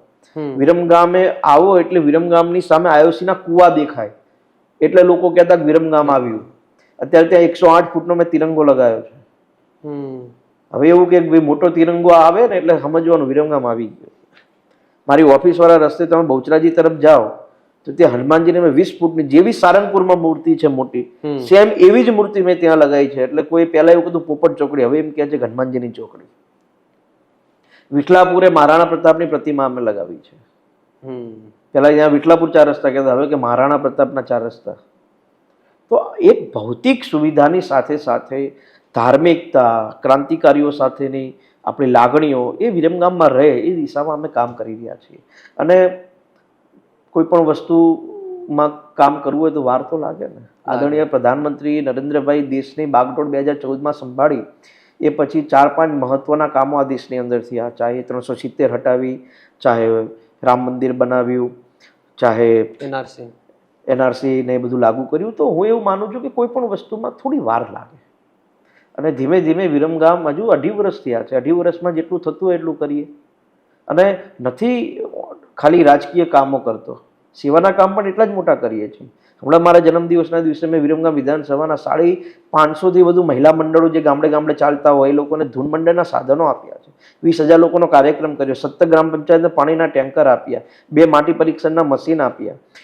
છેલ્લા 3-3.5 વર્ષમાં જે દીકરા દીકરીઓ CA કરતા હોય, MBA કરતા હોય, આર્થિક વ્યવસ્થાના હોય, માતા પિતાના હોય, એની 5,000થી લઈને 4.5-5 લાખ સુધીની ફી મારા NGO દ્વારા અમે ભરીએ છીએ. છેલ્લા 4 વર્ષથી આખી વિરમગામ વિધાનસભાની અંદર એક સરકારી સ્કૂલ, પ્રાથમિક, માધ્યમિક અને ગ્રાન્ટેડ 7.5 લાખ ચોપડા વિતરણ છેલ્લા 3-4 વર્ષથી અમે કરીએ. તો સેવાના કામ પણ કરીએ છીએ. અને જો ઘણી વાર કેવું હોય કે સામેલાને સંતોષ મળે કે ના મળે, મને સંતોષ મળવો જોઈએ કે હું કરું છું.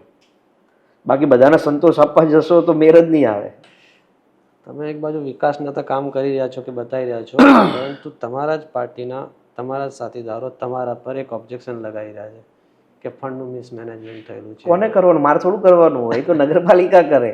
સવાલ એ જ છે, મેં એ જ કીધું ને કે સમજદાર માણસ પોતે હોય એવું માનતા હોય તો એમને એટલી તો ખબર પડવી પડે ને કે ટેન્ડર મારે ન કરવાનું, ટેન્ડર નગરપાલિકા કરે ને સરકાર કરે તો મિસમેનેજમેન્ટ કેવી રીતે થાય? ધારાસભ્યની ગ્રાન્ટ જે હોય ને, મારે 5 લાખ રૂપિયા પેવર બ્લોક માટે ફાળવવા હોય, આ સમજો તમારા માધ્યમથી લોકોને ખ્યાલ આવે. મારે 5 લાખ રૂપિયા મારી ગ્રાન્ટમાંથી પેવર બ્લોક માટે ફલાણા ગામમાં સોનીના ઘરથી ઠક્કરના ઘર સુધી લગાવવા હોય તો ડાયરેક્ટ હું ફાળવી શકું? ડાયરેક્ટ ના ફાળવી શકે. શું હોય એની પરિસ્થિતિ ખ્યાલ છે તમને? પ્રોસેસ નગરપાલિકા ધારાસભ્ય લેટર લખે જિલ્લા આયોજન અધિકારીને, એટલે અમારા અમદાવાદ જિલ્લા આયોજન અધિકારી લાગે કે વર્ષ 2025-26ની મારી ગ્રાન્ટમાંથી વિરમગામ તાલુકાના ચંદ્રનગર ગામમાં પટેલ હરખાભાઈના ઘરથી પટેલ ભુદરભાઈના ઘર સુધી 5 લાખના પેવર બ્લોક મંજૂર કરી આપવા. ત્યાંથી પ્રાથમિક મંજૂરી આવે. એ પ્રાથમિક મંજૂરી જાય TDO પાસે. પ્રાથમિક મંજૂરી TDO જોડે જાય એટલે TDO એસ્ટિમેટ કરવા મોકલે કે ફલાણાના ઘરથી ફલાણા ઘર સુધીની જે ગ્રાન્ટ 5 લાખ માટેનું કીધું છે એ 5 લાખ જ થાય છે કે 4.5 લાખ થાય છે કે 3 લાખ થાય છે.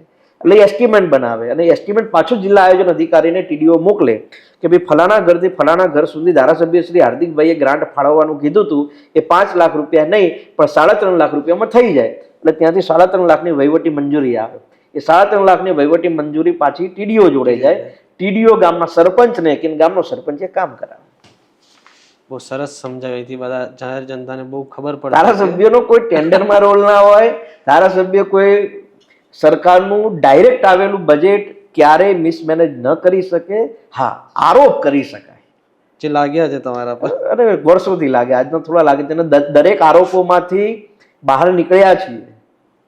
એક પણ આરોપ એવો નથી જેની અંદર લોકો સાબિત કરી શક્યા હોય. હા, તમે ખોટો કોઈ માણસનું ચિત્ર હોય તો થોડા સમય માટે ચિતરી શકાય. અને હું કાયમ એવું કહું છું કે જો ખોટું બદનામીનો ડર હોત ને તો તમે હું હજુ અંગ્રેજોની ગુલામીમાં હોત તો ગાંધી, સરદાર ને ભગતસિંહ એ લોકો બદનામીના ડરે બહાર જ ન નીકળ્યા હોય.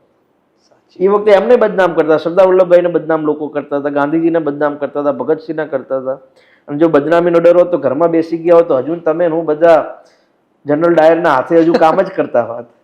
સાચી વાત છે. તમે આમ તો દેખો એક પબ્લિક ફિગર છો, ઇમોશનલી જો તમારી વાત કરું તો એઝ એ પબ્લિક ફિગર છો, MLA છો, ક્યાંક ને ક્યાંક તમારું ક્રિટિસિઝમ થાય છે, એક ટેગ તમને તમારા કોમેન્ટ સેક્શનમાં લખ્યું એક ગદ્દાર. તો આ બધી વસ્તુને તમે ઇમોશનલી કઈ રીતે લો છો? બિલકુલ નથી ઇમોશનલી તો. લોકોને તો જો લોકોનું કામ છે લખવાનું, આપણું કામ છે કામ કરવાનું. ધારાસભ્ય તરીકે આંદોલનની ભૂમિકામાં તો મેં પાર્ટી ક્યારે જોઈન કરી? જ્યારે 10% અનામત લાગુ થઈ ગઈ ત્યારે. આજે અમુક લોકો જે ટીવી મીડિયામાં બોલે છે એ બધા 2017માં પાર્ટીઓ જોઈન કરી લીધી હતી. મેં 2019માં કરી હતી. હા, એ ઇતિહાસમાં તમારું ધ્યાન છે કે રિઝર્વેશન મળ્યા બાદ જે તમે ઘરેથી નીકળ્યા હતા કે મારે જ્યારે રિઝર્વેશન મળી જશે પછી હું મારી પોલિટિકલ પાર્ટી કે મારું ભવિષ્ય કે મારું રાજકારણ કે મારું પારિવારિક જીવન ના જીવી શકું એવું તો કેવું? લોકો એમ કે તમે કહેતા કે રાજકારણની જરૂર હતી, તું નક્કી કરીશ છે વાત તો. એટલે દુનિયા તો કહેશે, કહેવા વાળા બહુ લોકો છે. આપણું કામ છે આપણને જે સાચું લાગે, આપણને જે સત્ય લાગે, આપણું મન જે કે એ પ્રમાણે કરવાનું. હા, કોઈનું ખોટું અમે નથી કર્યું. તેની પાછળનું કારણ હોઈ શકે જે તમારા પર 32 કેસ થયેલા, 2 રાજદ્રોહનો તમારા પર કેસ લાગ્યો, આ એક મેઇન કારણ હોઈ શકે કે પોલિટિકલ પાર્ટીમાં જોડાવ કે એનો હાથ પકડવો? ના, પોલિટિકલ પાર્ટી તો કોઈ પણ જોડાય ને, કેમ ન જોડાય? મને એ કહો. આ જેટલા પણ લોકો લખે છે નથી કોઈ પોલિટિકલ પાર્ટીમાં મત દેવા નથી જતા. તો રાજકીય રીતે તમારે બહુ બહોળા, હું રાજકારણમાં નતો છતાંય 10% અનામત દેશના સવર્ણોને મળી શકતી હોય, બિન અનામત આયોગ અને નિગમ મળી શકતું હોય, મુખ્યમંત્રી યુવા સ્વાવલંબન યોજના મળી શકતી. હું એ વખતે રાજકારણમાં નતો, 20-22 વર્ષની ઉંમર હતી, તો અત્યારે તો 31 વર્ષની મારી ઉંમર છે, ધારાસભ્ય છું, તો હું કંઈક લોકોને અપાવી શકું એવી સક્ષમતા તો હવે આવી છે. સાચી વાત. અને એટલા માટે જ મારા વિસ્તારમાં 1800 કરોડના કામો અમે મંજૂર કરાવીને લઈ ગયા છીએ. તો લોકોનું કામ છે કહેવાનું, આપણું કામ છે કરવાનું. અને લોકો જો કે કરશે ને તમે સાંભળ કરશો તો તમે આવતું ઇન્ટરવ્યુ નહીં કરી શકો. કેમ કે કોમેન્ટમાં તમે રિલીઝ કરશો, લખશે ભાઈ તારે ક્યાં આનું ઇન્ટરવ્યુ લેવાની જરૂર હતી ભાઈ. તો તમારે બીજું ઇન્ટરવ્યુ નહીં કરવાની તૈયારીમાં કરવું જોઈએ. જેટલા પણ સારા પત્રકારો છે જે મીડિયાની અંદર રાતે પ્રાઇમ ટાઈમની અંદર જ્યારે વાત કરે છે તો લખવાવાળા તો અનેક વસ્તુ તેની નીચે લખતા હોય છે. તો શું એનું કામ કરવાનું છોડી દે?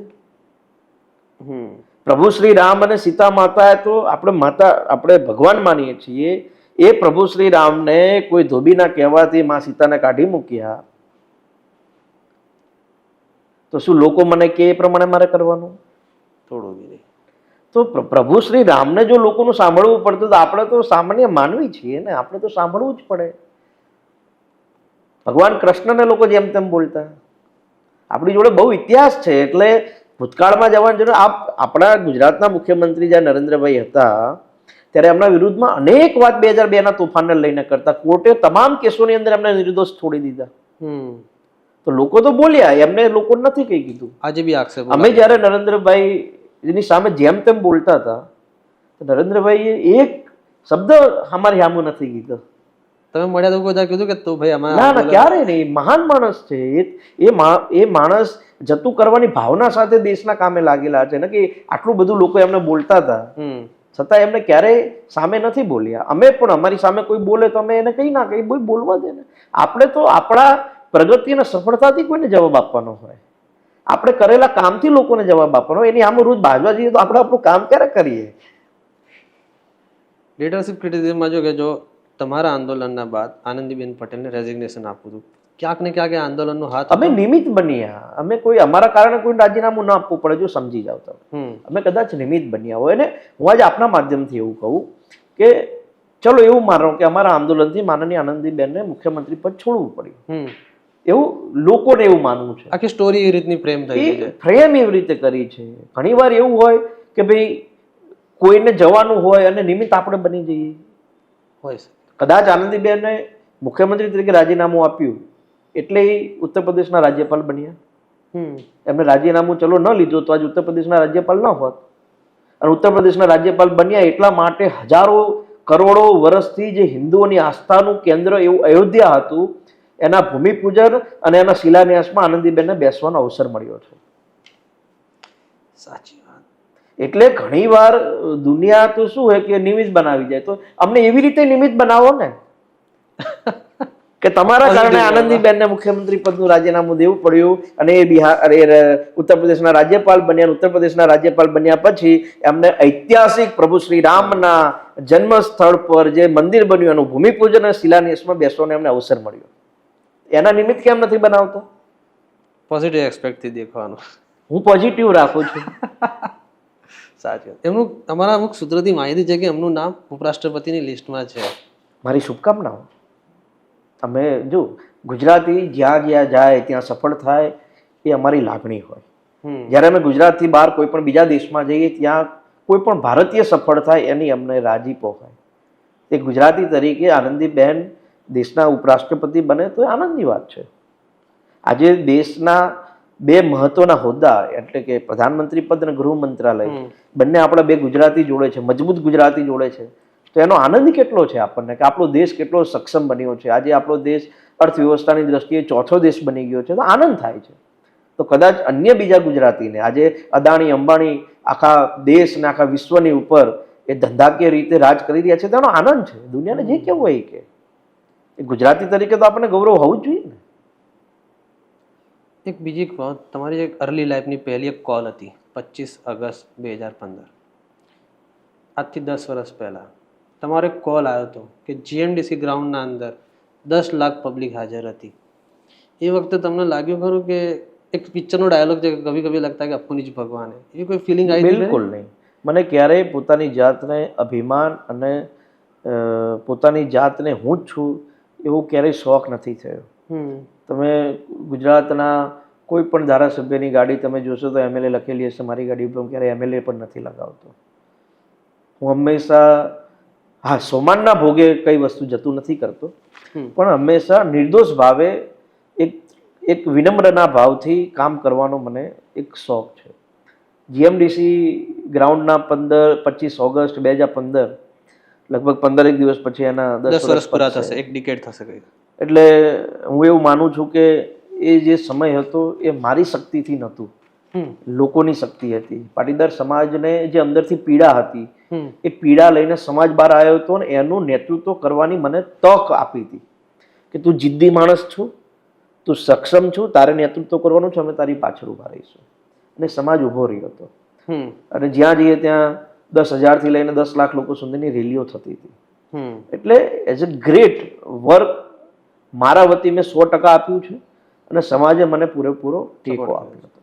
અને જીએમડીસી ગ્રાઉન્ડમાં જે પબ્લિક હતી એ 10 લાખ નથી, 10 લાખ કરતાં વધુ હતી. 10 લાખ કરતાં વધુ? કેમ કે 10 લાખ તો ગ્રાઉન્ડની બહાર હતી, ગ્રાઉન્ડે કોઈ પહોંચી જ નહોતું શક્યું. એટલી સંખ્યા હતી અને આનો એકમાત્ર ઉદ્દેશ હતો કે અમે ગરીબ છીએ, એમાં અમારો વાંક નથી. અમે ગરીબ છીએ તો અમને એ પ્રકારે ન્યાય મળવો જોઈએ. આ સમાજની લાગણી હતી અને એ સમાજની લાગણી પરિપૂર્ણ થઈ છે. હમણાં સુઈ ગામ છે બનાસકાંઠાનો, ત્યાંથી બ્રાહ્મણ સમાજના મેસેજ આવતા કે હાર્દિકભાઈ અમારે તમારું સન્માન કરવું છે. બધું કેમ તો કે અમારી બોર્ડિંગ ચાલે છે અને અમારી બોર્ડિંગમાં 50 થી વધુ યુવાનોને સરકારી નોકરી મળી છે 10% ઈડબ્લ્યુએસમાં. ચાહે રાજપૂત હોય, ચાહે પટેલ હોય, ચાહે બ્રાહ્મણ હોય, ચાહે કોઈ પણ સવર્ણ જ્ઞાતિમાં આવતો વ્યક્તિ હોય, એ બોલે છે, એને એવું લાગે છે કે અમારા કારણે એને લાભ થયો તો અમને એનો આનંદ થાય છે. અને જે લોકોને લાભ ભવિષ્યમાં થશે અને જે લોકોને એ જ નથી ખબર કે 10% ઈડબ્લ્યુએસ લાગુ છે, અમુક લોકો એવા છે જેના છોકરા ભણી ગયા છે અને જેને માત્ર વોટ્સઅપ ને ઇન્સ્ટાની યુનિવર્સિટીના કિંગ બનવું છે, એ તો ગમે તે લખશે. પણ અમારા આંદોલનને કારણે હજારો યુવાનોને નોકરી મળી છે, હજારો યુવાનોને સરકારી એડમિશનો મળ્યા છે. એનો અમને અંદરથી ખૂબ ગર્વ છે અને લાગણી છે. તમને એવું દુઃખ ખરું કે જ્યારે રિઝર્વેશન મળ્યું ઈડબ્લ્યુએસનું 2019માં, એ વખતે તમે કોંગ્રેસમાં હતા? ક્યાંક ને ક્યાંક. હું કોંગ્રેસ પછી ગયો. એના પછી ગયો. ઈડબ્લ્યુએસ લાગુ થયા પછી રાજ્યસભામાં જ્યારે પસાર થયું અને રાષ્ટ્રપતિએ સહી કરી એ પછી મેં કોંગ્રેસ જોઈન કરી હતી. કોંગ્રેસ જોઈન કરવા પાછળનો મૂળ હેતુ એ હતો કે કદાચ આપણે વધુ લોકોનું સારું કરીશું એ ભાવ સાથે ગયા હતા. પરંતુ જે પાર્ટીની અંદર ગુજરાત વિરોધી ભાવ હોય, જે પાર્ટી ગુજરાતીઓનું સારું ન થાય એ દિશામાં કામ કરતી હોય, તો પછી એ પાર્ટીમાં રહેવાનો કોઈ અધિકાર મારો પણ નહોતો અને મારે રહેવું પણ ન જોઈએ. એટલા માટે પછી કોંગ્રેસ છોડી વધીને 1.5 વર્ષ માંડ રહ્યો છું કોંગ્રેસમાં. અને કોંગ્રેસને સમજતા પહેલા છોડી દીધી. અમે મૂળ ભાજપી છીએ. મારા પિતા બજરંગ દળ VHP ભાજપના મૂળ કાર્યકર્તા, અને એટલા માટે ભાજપ એ અમારો પરિવાર છે. ભાજપમાં રહેવું, ભાજપમાં રહીને દેશ સેવા કરવી, રાષ્ટ્રહિતની સેવા કરવી એ અમારા લોહીમાં છે. પરંતુ આંદોલનની ભૂમિકામાં પેલી એગ્રેસિવતા હતી, એટલા માટે સત્તાની સામે લડવું છે એ માનસિકતા રહી ગઈ હતી. પણ જ્યારે ખરો સમય આવ્યો, ખરી સમજ આવી, ત્યારે આજે અમે સત્તાનો પાર્ટ છીએ અને સત્તામાં રહીને લોકોનું અને રાષ્ટ્રનું વધુ કામ કેવી રીતે થઈ શકે એ દિશામાં કામ કરી રહ્યા છે. આંદોલનમાં તમારા SPG ગ્રુપ અને પાસના કહેવામાં આવ્યું હતું કે 14 લોકો શહીદ થયા હતા. તો શું માનું એ 14 જણના નામ છે ને, મને શોધતા તો લાઈક ન્યૂઝ આર્ટિકલ જોયા, નામ નહોતા મળતા. તો ક્યાંક ને ક્યાંક તમે અથવા તો સમાજે એ લોકોને એ 25 ઓગસ્ટ સુધી રેકોગ્નિશન ના આપવું જોઈએ. આપીએ છીએ ને. તે આપણે છેલ્લા દર વર્ષે રક્ષાબંધનનો તહેવાર માન લો કે હોય, અથવા 25 ઓગસ્ટનો હોય, તો શહીદ દિવસ અમે ઉજવતા જ હોઈએ છીએ. 26મી ઓગસ્ટે અમે ઉજવીએ છીએ, 25 ઓગસ્ટે ક્રાંતિ દિવસ ઉજવીએ છીએ, અને 26 તારીખે શહીદ દિવસ ઉજવીએ છીએ. પટેલ સમુદાયમાં દરેક પરિવારને હું વારંવાર કહીને મારી જાતને હું પૂરું કરી રહ્યો છું કે 14 પરિવારને પૂરેપૂરો ન્યાય આપવાનો પ્રયાસ સમાજે કર્યો છે. આર્થિક સહયોગો, હા, અમે એ લોકોનો જીવ તો ન લઈ શકીએ પાછો. અને જ્યારે કોઈ આવી ક્રાંતિની લડાઈ હોય ત્યારે કોઈકે તો કંઈક ભોગવવું જ પડતું હોય છે. કોઈકે પોતાના જીવ ગુમાવ્યા, કોઈક જેલમાં ગયું, કોઈકે કેસો સહન કર્યા. અને આ બધા જ લોકો માટે અમારી સંવેદના છે. એ લોકોએ જે ભોગવ્યું એનું દુઃખ અમને આજીવન રહેવાનું છે. પણ એ જે ઘટના બની એ પછી એ પરિવારોને પૂર્ણ રીતે મદદ થવાનું કામ સામાજિક રીતે થયું છે, સમાજની સંસ્થાઓએ પણ કર્યું છે. પરંતુ અમુક લોકો જાણી જોઈને આ મુદ્દાને લઈને પોતાની સંવેદનાઓ ઊભા કરવાના પ્રયાસ કરતા હોય છે. 14 શહીદ પરિવારે કોઈ દિવસ આવીને કંઈ બોલ્યા છે? ના, ક્યારે આવીને નહીં બોલ્યા. બોલે છે કોણ? તો કે આ લોકો જ બોલે છે. અને તમે એવું કહો છો કે હાર્દિકભાઈ તમારા આંદોલનમાં 14 યુવાનો શહીદ થયા, તો એના જવાબદાર તમે. તો મારી ઉપર 32 કેસ થયો, એનો જવાબદાર કોણ? 1985માં ખેડૂત આંદોલન થયું હતું ને એમાં ખેડૂતો શહીદ થયા હતા, તો એનું નેતૃત્વ કરવા વાળો જવાબદાર.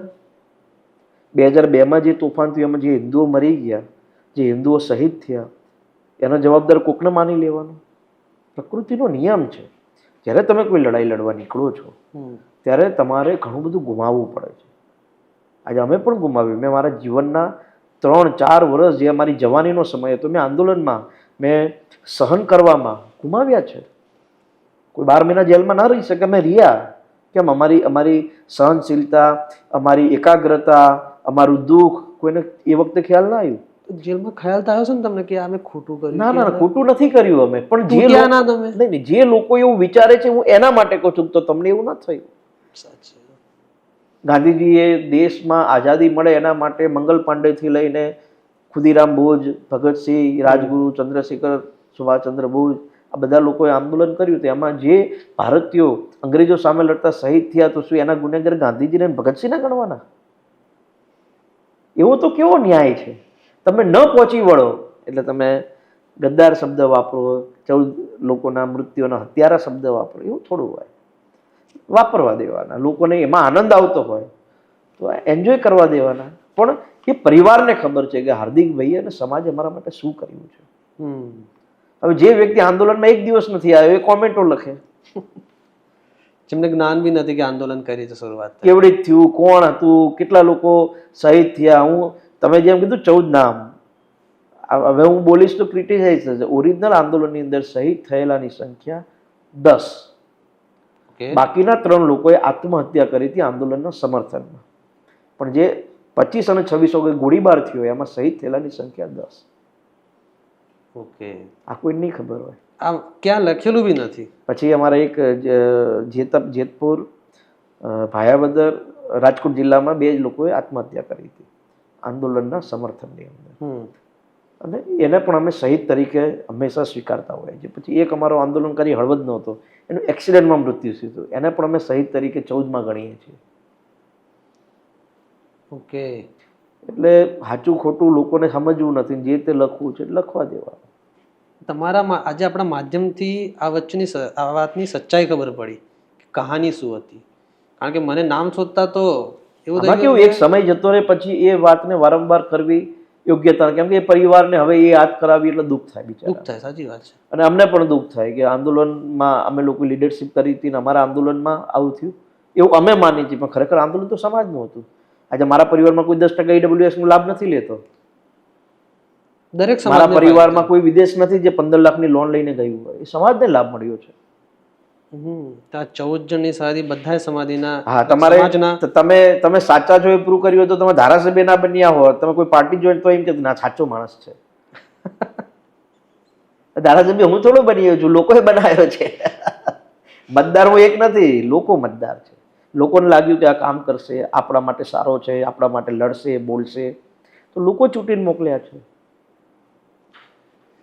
તો પછી આ 25 ઓગસ્ટનો તમારો કોઈ પ્લાન કરો, કારણ કે 10 વર્ષ પૂરા અમે થયા દશાબ્દી મહોત્સવ ઉજવવાનું વિચારી રહ્યા છીએ એમની યાદમાં. 25 ઓગસ્ટે 10 વર્ષ થાય છે એના યાદમાં. એની એટલે એ યાદ દિવસે ક્રાંતિ દિવસ અને શહીદ દિવસ બંને ઉજવતા હોઈએ. હમ. તો એવું અમે પ્લાનિંગ કરી રહ્યા છીએ. અમારા નજીકના મિત્રો સાથે વાતચીત કરીને પ્લાનિંગ કરી રહ્યા છીએ. ઓકે. તમારો આમ તો સીધી રીતે કહું કે પાટીદાર નેતા તરીકે તમારો જન્મ થયો, પણ આજે તમારી કોન્સ્ટિટ્યુન્સીના અંદર દલિત હશે, ઓબીસી હશે, માઇનોરિટી હશે, તો તમે શું આ લોકોનું લીડરશિપ કરી રહ્યા છો હાલ? બધાને તમારે અહીંયા આવીને જાણવું જોઈએ. જે 32 ગામ મેં કીધા, જે 1400 કરોડની યોજના મંજૂર થઈ છે, 32 ગામમાં એક પણ પટેલ નથી રહેતા. ત્યાં બધા કોળી પટેલ સમાજના લોકો, માલધારી સમાજના લોકો, સેનવા સમાજના લોકો, નાળોદા સમાજના લોકો રહે છે. ઓકે. અને એનો લાભ પઠાર સમાજના લોકો રહે છે, મુસ્લિમ રહે છે.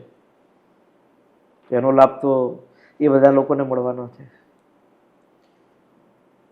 જે જગ્યાએ મેં 55 કરોડની 100 બેડની હોસ્પિટલ બનાવી છે, એ તાલુકામાં પટેલ સમાજ મોટા ભાગે કડી અને અમદાવાદ રહે છે. એનો મોટા ભાગે લાભ અમારા ત્યાંના દરબારો લેવાના છે, ઠાકોર સમાજ લેવાનો છે, માલધારી લેવાનો છે, દલિત સમાજ લેવાનો છે.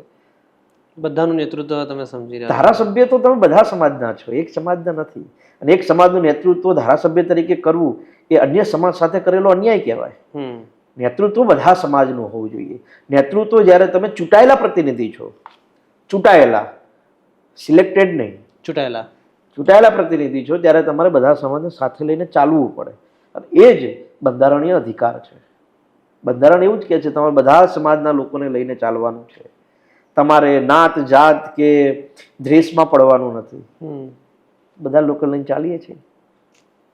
તો હાર્દિકભાઈ, તમારી દ્રષ્ટિએ ગુજરાતના ફ્યુચરમાં કાસ્ટલેસ પોલિટિક્સ થશે? જેવી રીતે તમને એક્ઝામ્પલ આલું, તમારી ઓળખાણ હજી તક એવી તરીકે તમે પાટીદાર નેતા છો. જેવી રીતે ઓબીસી લીડરમાં એ વખતે નામ હતું અલ્પેશ ઠાકોરનું. જિગ્નેશ મેવાણી જે તમારા મિત્ર છે, એ એસસી કમ્યુનિટી કે દલિતને રિપ્રેઝેન્ટ કરે છે. જે રીતે ચેતર વસાવા છે, એમને એવું કે ભાઈ આદિવાસીઓનો જ અવાજ બનશે. જે રીતે માસ લીડર જે નરેન્દ્ર મોદીજીનું જે નામ છે, એ ક્યારેક ફ્યુચરના અંદર પાછું પોસિબલ થશે ખરું?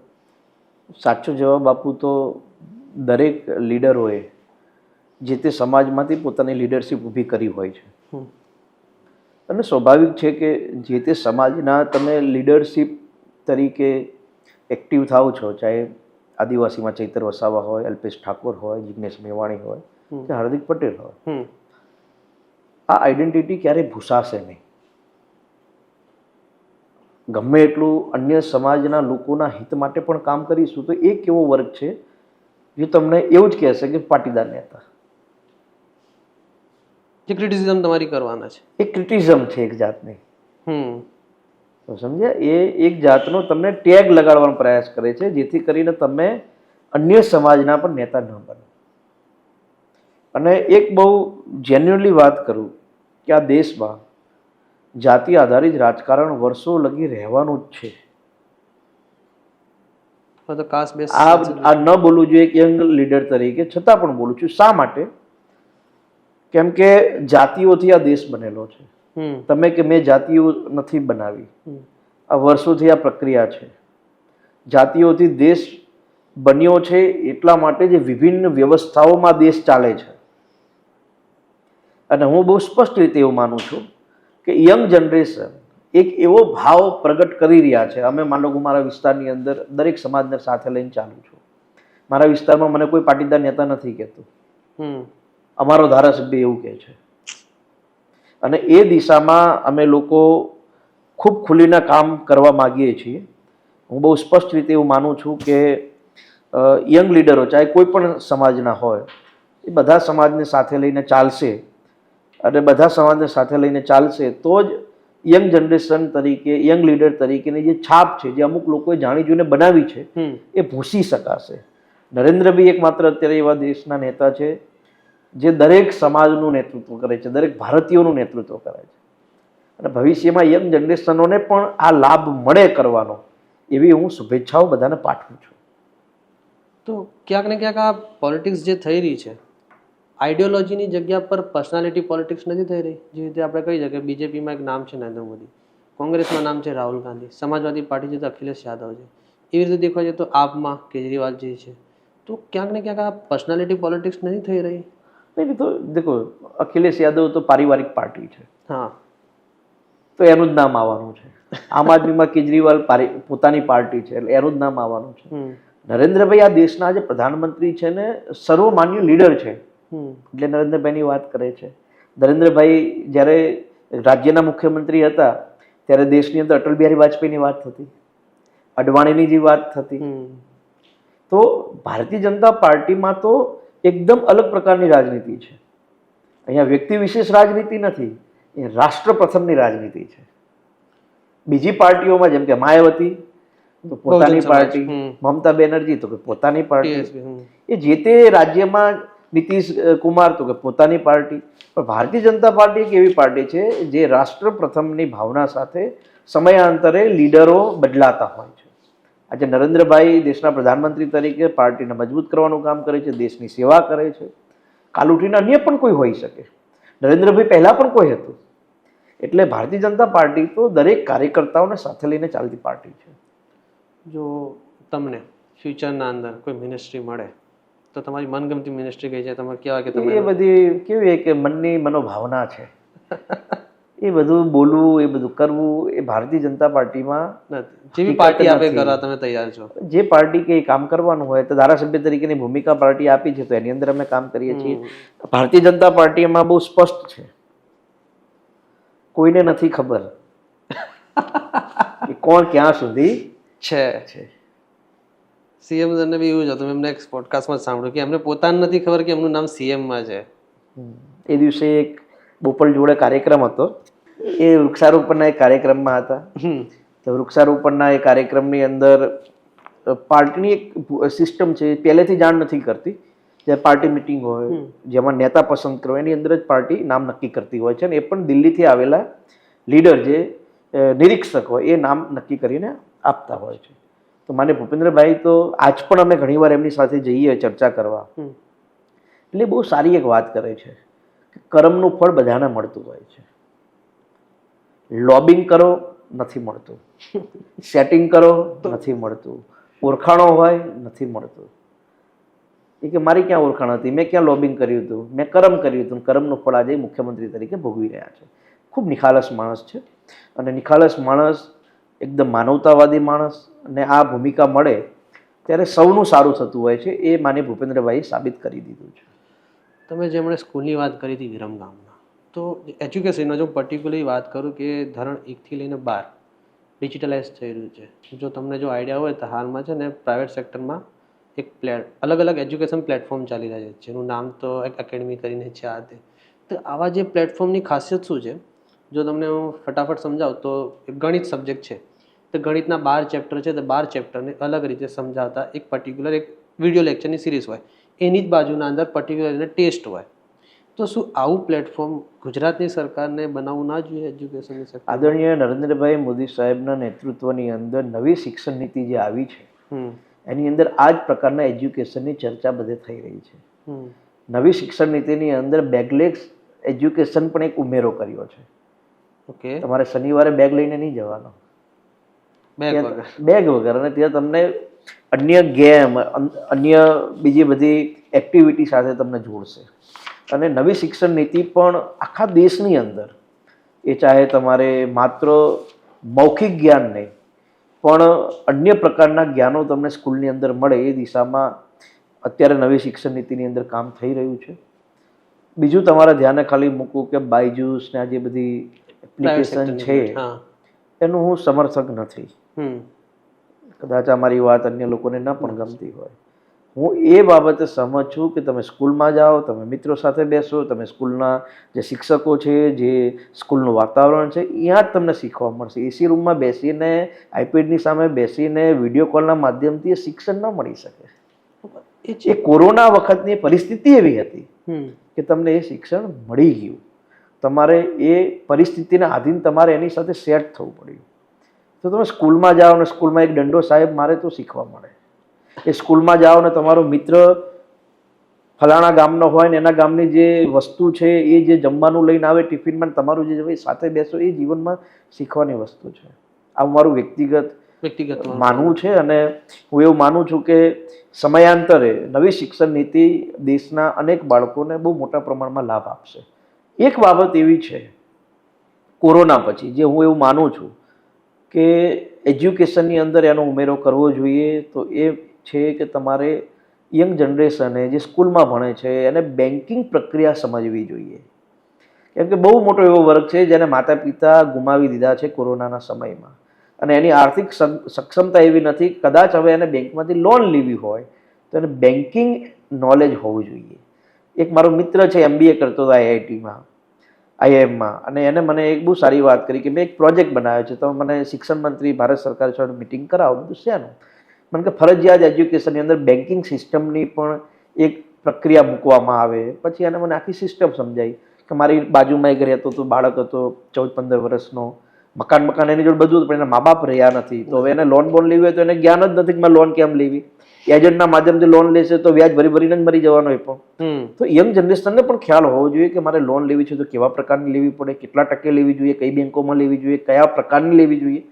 એક એજ્યુકેશનની અંદર હું એવું માનું છું કે 11-12માં ઉમેરવું હોય તો 11-12માં, 9થી ઉમેરવું હોય તો 9થી, એ ઉમેરવું જોઈએ. હા, અમુક ટોપિક ક્યાંક ને ક્યાંક રીતે સેક્સ એજ્યુકેશન છે, ફાઇનાન્શિયલ ઇન્ક્લુઝન છે. એક મલેશિયામાં છે કે 5મા ધોરણથી જ છોકરાને સ્ક્રૂ ડ્રાઈવર આપી દેવામાં આવે છે, આઈપેડમાં એ શીખવાડવામાં આવે છે. ઘણી વસ્તુ શું આપણે યંગ જનરેશન છીએ તો પોડકાસ્ટની અંદર વાતો કરી શકીએ, પણ જે જોનારો વર્ગ છે એને આ સમજમાં નહીં આવે કે કેવી વાહિયાત વાતો કરે છે. સાચી વાત છે કે આવી વાતો. ગુજરાતી ભણતરમાં હાલ એક પ્રોબ્લેમ છે. અંગ્રેજી અને હિન્દી માધ્યમ વધી રહ્યું છે. ક્યાંક ને ક્યાંક આપણી માતૃભાષા ગુજરાતી કેમ પાછળ જઈ રહી છે, તેમાં તમારું શું માનવું? અંગ્રેજી જે માધ્યમ છે એવું માનું શહેરીકરણમાં વધારે ઉપયોગી સાબિત થઈ રહ્યું છે. ગ્રામ્યની અંદર એવું અંગ્રેજી કોઈને કંઈ પડી નથી. ગુજરાતી સરખું શીખી લે બહુ છે. અંગ્રેજી ઓટો મોડમાં શીખી જશે. બધા ગુજરાતી મીડિયમમાં ભણેલા છીએ, તમે બધા ગુજરાતી મીડિયમમાં ભણેલા હશો. પણ શહેરમાં આ એક ટ્રેન્ડ ચાલે છે. ઇવન કોલેજની અંદર તો એવો ટ્રેન્ડ ચાલે છે કે નથી એ અંગ્રેજી માધ્યમમાં, ગુજરાતી માધ્યમમાં ભણેલા છે છતાં હિન્દી બોલવાનો શોખ છે. ટોક કરશે બે મિત્રો છે તો હિન્દીમાં કરશે. પણ ગુજરાતી માધ્યમ ઉપર સરકાર વિશેષ ધ્યાન આપી રહી છે. પણ હું એવું માનું છું કે અંગ્રેજી જ્ઞાન પણ લેવું જોઈએ, પણ સ્પેશિયલ કેસમાં નહીં કે ગુજરાતી ભૂલીને અંગ્રેજી લેવું છે. ઘણા બાળકો એવા છે કે જે ઇંગ્લિશ મીડિયમમાં ભણે છે, ગુજરાતીમાં એને બોલે અહીંયા આવી તો એને સમજણ નથી પડતી. આપણે એને કહીએ કે પાલો પાણી લઈ આવો તો એને એ ખબર નથી પડતી. તો હું એવું માનું છું કે અંગ્રેજી માધ્યમમાં તમે તમારા બાળકને ભણાવો એનો વાંધો નથી, પણ સાથે માતૃભાષા એ કોઈ પણ કાળે ભૂલાય નહીં. અને બહાર રહેતો ગામડાનો વ્યક્તિ જ્યારે તમારા બાળકને કોઈ અન્ય ભાષામાં બોલાવે તો એને સમજ પડવી પડે. એ દિશામાં તો દરેક પરિવારે કામ કરવું જોઈએ. એટલે મારો એક ફ્રેન્ડ છે, એને ચાઇનાથી MBBS કર્યું હતું. તો જ્યારે ત્યાં ગયો ને તો ત્યાં મેન્ડરિન શીખવા એમને હતું જ, એમને સ્ટાર્ટિંગથી જ હતું કે એ લેંગ્વેજ શીખવાની. એવું શું આપણે કરી ના શકીએ કે ગુજરાતના પર્ટિક્યુલર સ્ટેટમાં ગુજરાતી ભાષા તો ચાલે જ, કરી દીધું સરકારે. યસ, ગુજરાતી ભાષા ફરજિયાત છે, ભણાવી ફરજિયાત છે. પણ ગુજરાતીઓને ગુજરાતી ભાષા ઉપર સન્માન નથી, એવું મારું વ્યક્તિગત માનવું છે. એટલે એવું માન કે મરાઠીઓને મરાઠી ભાષા ઉપર એટલું ગૌરવ છે, દ્રવિડમને એટલે કે તમિલનાડુને તમિલ ભાષા ઉપર એટલું, કન્નડને કર્ણાટકના લોકોને કન્નડ ભાષા ઉપર એટલું પ્રભુત્વ છે. તો આપણે ગુજરાતીઓને પણ ગુજરાતી ભાષા ઉપર ગૌરવ હોવું જોઈએ. હા, મારપીટ ન કરવી જોઈએ, જે મરાઠીઓ અત્યારે મહારાષ્ટ્રમાં ચાલી રહ્યું છે એવું નથી કરવું. પણ તમને એટલું ગૌરવ તો હોવું જોઈએ કે ભાઈ હું ગુજરાતી છું તો ગુજરાતી ભાષાને મારે મહત્વ આપવું છે. હા, જ્યાં જરૂર પડે ત્યાં ઇંગ્લિશ બોલો ને. હવે સામેલો માણસ બિચારો દેશી માણસ છે અને ગુજરાતી સરખી ટપ્પો નથી પડતો, ત્યાં તમે ઇંગ્લિશ જાળો છો. તમે એટલા હોશિયાર છો તો જ્યાં તમને વધુ સારું ઇંગ્લિશ બોલતો હશે ત્યાં પાછો અંગ્રેજી નહીં બોલે, ત્યાં કહેશે ગુજરાતી બોલો ને પ્લીઝ. એટલે આ પ્રક્રિયા માણસની માણસાઈમાં છે, ફરક પડી ગયો છે. ભાષા એક એકતાનો પાયો બની શકે, પણ પરંતુ હાલમાં રાજકારણનું વિભાજનનું હથિયાર કેમ બની ગયું છે? જ્યારે જ્યારે ભાષા પર વિવાદો થયા છે ત્યારે ત્યારે દેશની અખંડિતતા ઉપર સવાલ ઊભા થયા છે. હમ. જ્યારે જ્યારે, હું આજની વાત નથી કરતો, વર્ષો પહેલાથી વાત પણ આમ હિસ્ટ્રી કહો, 1947 દેશના આઝાદ થયા બાદ ભાષાને લઈને આપણે ક્યાંક ને ક્યાંક એક દ્વેષ દેખવા મળ્યો. નહીં નહીં, ભાષાને લઈને તમને રાજ્યો આપ્યા, હમ. ભાષા આધારિત રાજ્યોની એ જાહેરાતો થઈ, તો પછી એ બાબતે લડાઈ ન લડવી જોઈએ. આજે માન લો મહારાષ્ટ્રના લોકો ગુજરાતમાં કામ કરે છે, હમ. ગુજરાતી લોકો મહારાષ્ટ્રમાં કામ કરે છે, તમિલ, કર્ણાટક કે યુપીના લોકો મુંબઈમાં કામ કરે છે, તો કોઈને ફરજ ન પાડવી પડે. એ ખોટું થઈ રહ્યું છે ને એના કારણે દેશ અને રાજ્યો વચ્ચેની જે એકતા છે એ તૂટે. હમ. એક રાજ્યથી બીજા રાજ્ય પ્રત્યેનો જે ભાવ છે એ ઓછો થાય. ઓછો થાય. આજે લોકો મુંબઈમાં કેમ રહે છે? કામ મળી રહે એટલા માટે. હમ. પછી ત્યાં જઈને એના આવા અનુભવો થશે. આજનું નથી, જ્યારે બાળાસાહેબ ઠાકરે જ્યારે હતા ત્યારથી આ પરિસ્થિતિ છે. એટલે એ જ અખંડ ભારતની જો ઇતિહાસની વાત કરું ને, જો પ્રાચીન કાળથી લઈને અંગ્રેજો સુધી ભાષાના નામ પર ભારતની ભૂમિ પર ક્યારે વોર નથી થયા, યુદ્ધ નથી થયા ભાષાને લઈને. થશે પણ નહીં, પરંતુ અમુક લોકો થશે પણ નહીં. હમ. એવી સક્ષમતા આ દેશની એ શું કહેવાય માણસાઈમાં નથી કે ભાઈ આ બાબતે અમારે ઝઘડવું છે. હમ. પોલિટિકલી વર્ચસ્વ માટે કરી રહ્યા છે.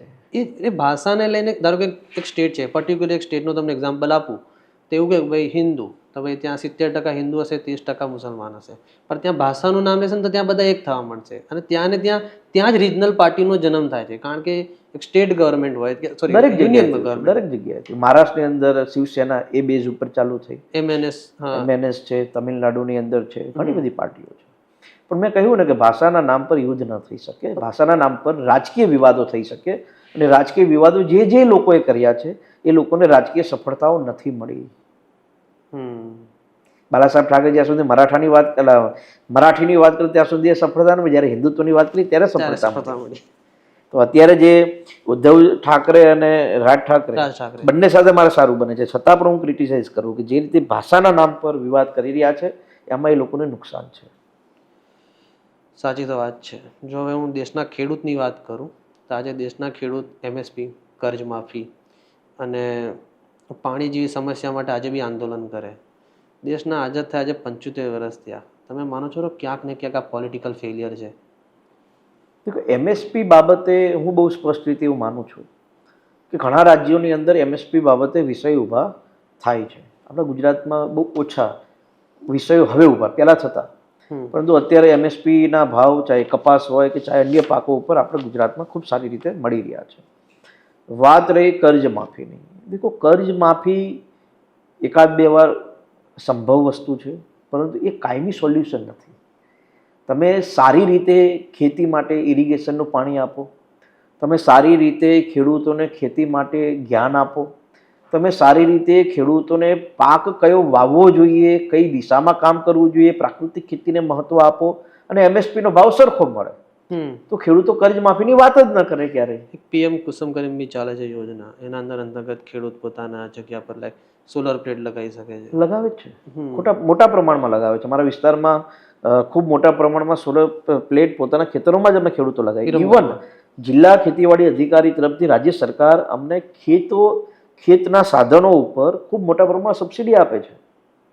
અત્યારે અમારા વિરમગામની અંદર અમે દર વર્ષે 7 થી 10 કરોડની સબસિડી ખેડૂતોને આપે છે. ટ્રેક્ટર ઉપર હોય, થ્રેસર ઉપર હોય, કલ્ટી ઉપર હોય, રોટાવેટર ઉપર, બધા ઉપર આપીએ છીએ. એટલે ખેતી ઉપર, દેખો, ખેતી પ્રધાન દેશ છે, બહુ મોટો દેશ છે. દરેક રાજ્યની અલગ અલગ ભૌગોલિક સ્થિતિ છે, દરેક રાજ્યની, દરેક જિલ્લાની, આખા દેશની અંદર જે જિલ્લામાં જે પાક થાય છે કદાચ બીજા જિલ્લામાં પણ નથી થતો. મોટા ભાગે આ દેશની અંદર ખેતી પ્રધાન દેશમાં બહુ મોટા સ્વામિનાથનનો રિપોર્ટ હતો એક, જે બહુ ડિટેલિંગમાં હતો. સ્વામિનાથનનો રિપોર્ટ યોગ્ય રીતે લાગુ થાય એ દિશામાં રાજ્યની અને કેન્દ્ર સરકાર ખૂબ મોટા પ્રમાણમાં કામ કરે છે. નવાઈની વાત એ છે કે સ્વામિનાથનનો રિપોર્ટ કોંગ્રેસની સરકારમાં બનેલો, કોંગ્રેસે એને અમલ ન કર્યો, હવે રાહુલ ગાંધી એવું કહે છે કે આને અમલ કરો છે. શું હાર્દિક પટેલ લોકસભામાં દેખવા મળશે ખરા આવનારા સમયમાં? હું જે જગ્યાએથી ધારાસભ્ય છું ત્યાં લોકસભાનું અમારું કોઈ પોલિટિકલી ગણિત નથી, કેમ કે એ સીટ એ પ્રકારે છે, તો ત્યાં હાર્દિક પટેલ લોકસભા ન લડી શકે. છતાં પણ પાર્ટીની કોઈ જવાબદારી હશે, પાર્ટી કોઈ સૂચના કરશે, પાર્ટીનું કોઈ આયોજન હશે, એ દિશામાં કામ ચોક્કસ કરીશું. પણ એવી મનની શું કહેવાય અંદરથી લાગણી ખરી કે દિલ્હીમાં જઈને એકવાર તો પોલિટિક્સ કરવું છે. ભાવના તો ખરી એવી. બિલકુલ છે. તો શું સીએમ ના ફેસમાં દેખવા મળશે 2000? મંત્રીમાં મેં ના પડે ને તો પછી સીએમ ને ક્યાં વાત જ આવે. સાચી વાત છે. અત્યારે કેવું છે કે ટીવી મીડિયાની અંદર પેલું પેપરમાં આવે ને કે ફલાણાનું નામ મંત્રી તરીકે ચાલે છે એટલે ન ચાલતું હોય. પ્લોટ કરવામાં એ આવતું. કોઈને કાપવા માટેની ઘણી પ્રક્રિયા હોય. એટલે મારે ક્યારેય બનવું પણ નથી અને મારું ચલાવવું પણ નહીં. શું ઇન્ડિયા એલાયન્સ હાલ સ્ટ્રોંગ છે ખરી તમારા મત મુજબ? એ લોકો ઇન્ડિયા એલાયન્સમાં રાહુલ ગાંધી એમનો ફેસ છે, એમનું નેતૃત્વ કરે છે. જે બાબતે હું બહુ સ્પષ્ટ રીતે માનું છું કે સફળતાના કોઈ પરિબળો મને રાહુલ ગાંધી નેતૃત્વ કરે છે એટલે નથી દેખાતા. શા માટે નથી દેખાતા? કેમ કે રાહુલ ગાંધી એ પોલિટિકલી વિઝનેબલ રાજકારણ નથી કરી રહ્યા કે આથી 5 વર્ષ 10 વર્ષ પછી છો. ભારતીય જનતા પાર્ટી આદરણીય નરેન્દ્રભાઈ આથી 30 વર્ષ પહેલા કીધું હતું કે અમારા કાશ્મીરમાંથી 370 હટાવી છે. ભારતીય જનતા પાર્ટીનો ઉદય રામ મંદિર બનાવવા માટે થયો હતો. એઝ એ વિઝન છે. 20 વર્ષ 25 વર્ષ 30 વર્ષ. રાહુલ ગાંધી અને ઇન્ડિયા એલાયન્સનું વિઝન નથી. એનું વિઝન એક સિમ્પલ છે, સત્તા પ્રાપ્ત કરવી છે, મંત્રી બનવું છે, પ્રધાનમંત્રી બનવું છે. અને એવા વિઝન સાથે હું માનું છું કે રાજકીય પરિબળો સફળ ન થઈ શકે. તો તમે તો બંનેના અંદર ટોપ લેવલના નેતા રહી ગયા છો, બીજેપી અને કોંગ્રેસમાં. તો બંનેનું વર્ક કલ્ચરમાં શું અંતર છે? દેખો, કોંગ્રેસ એ માત્ર ને માત્ર એક ઘરની આજુબાજુ ચાલતી પોલિટિક્સ છે. રાહુલ ગાંધી, સોનિયા ગાંધી, એ ગાંધી ફેમિલી. તમે સપામાં જાઓ તો અખિલેશ યાદવ ફરતે ફરતે.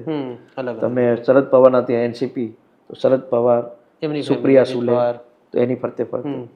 તો ભારતીય જનતા પાર્ટીનું પોલિટિક્સ ત્યાં ફરતું ફરતું નથી. ભારતીય જનતા પાર્ટીનું પોલિટિક્સ એ પાર્ટીના શીર્ષ નેતૃત્વ, પાર્ટીની વિચારધારા, પાર્ટીની ભાવના અને સંઘ પરિવારના જે પણ આઈડિયોલોજી છે એની ઉપર જ ચાલતી પાર્ટી છે. એટલા માટે આઈડિયોલોજીથી ચાલતી પાર્ટી એ લાંબી ચાલે.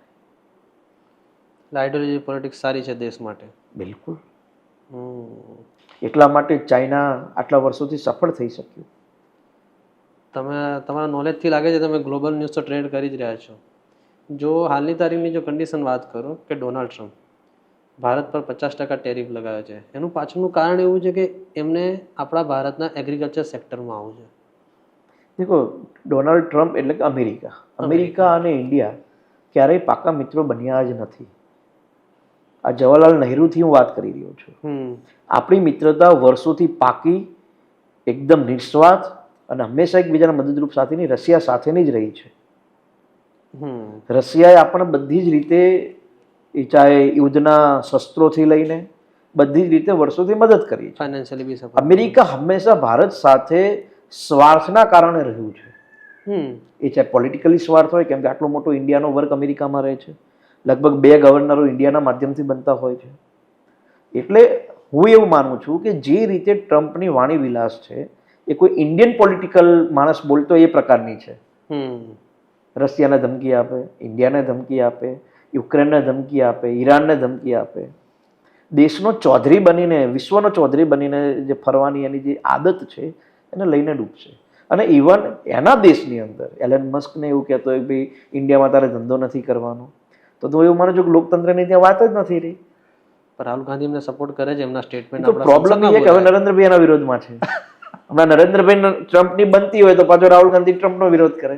હવે ટ્રમ્પ નરેન્દ્રભાઈથી દૂર ભાગે છે તો રાહુલ ગાંધી એનું સમર્થન કરે છે. અવસરવાદી કહી શકો તમારા.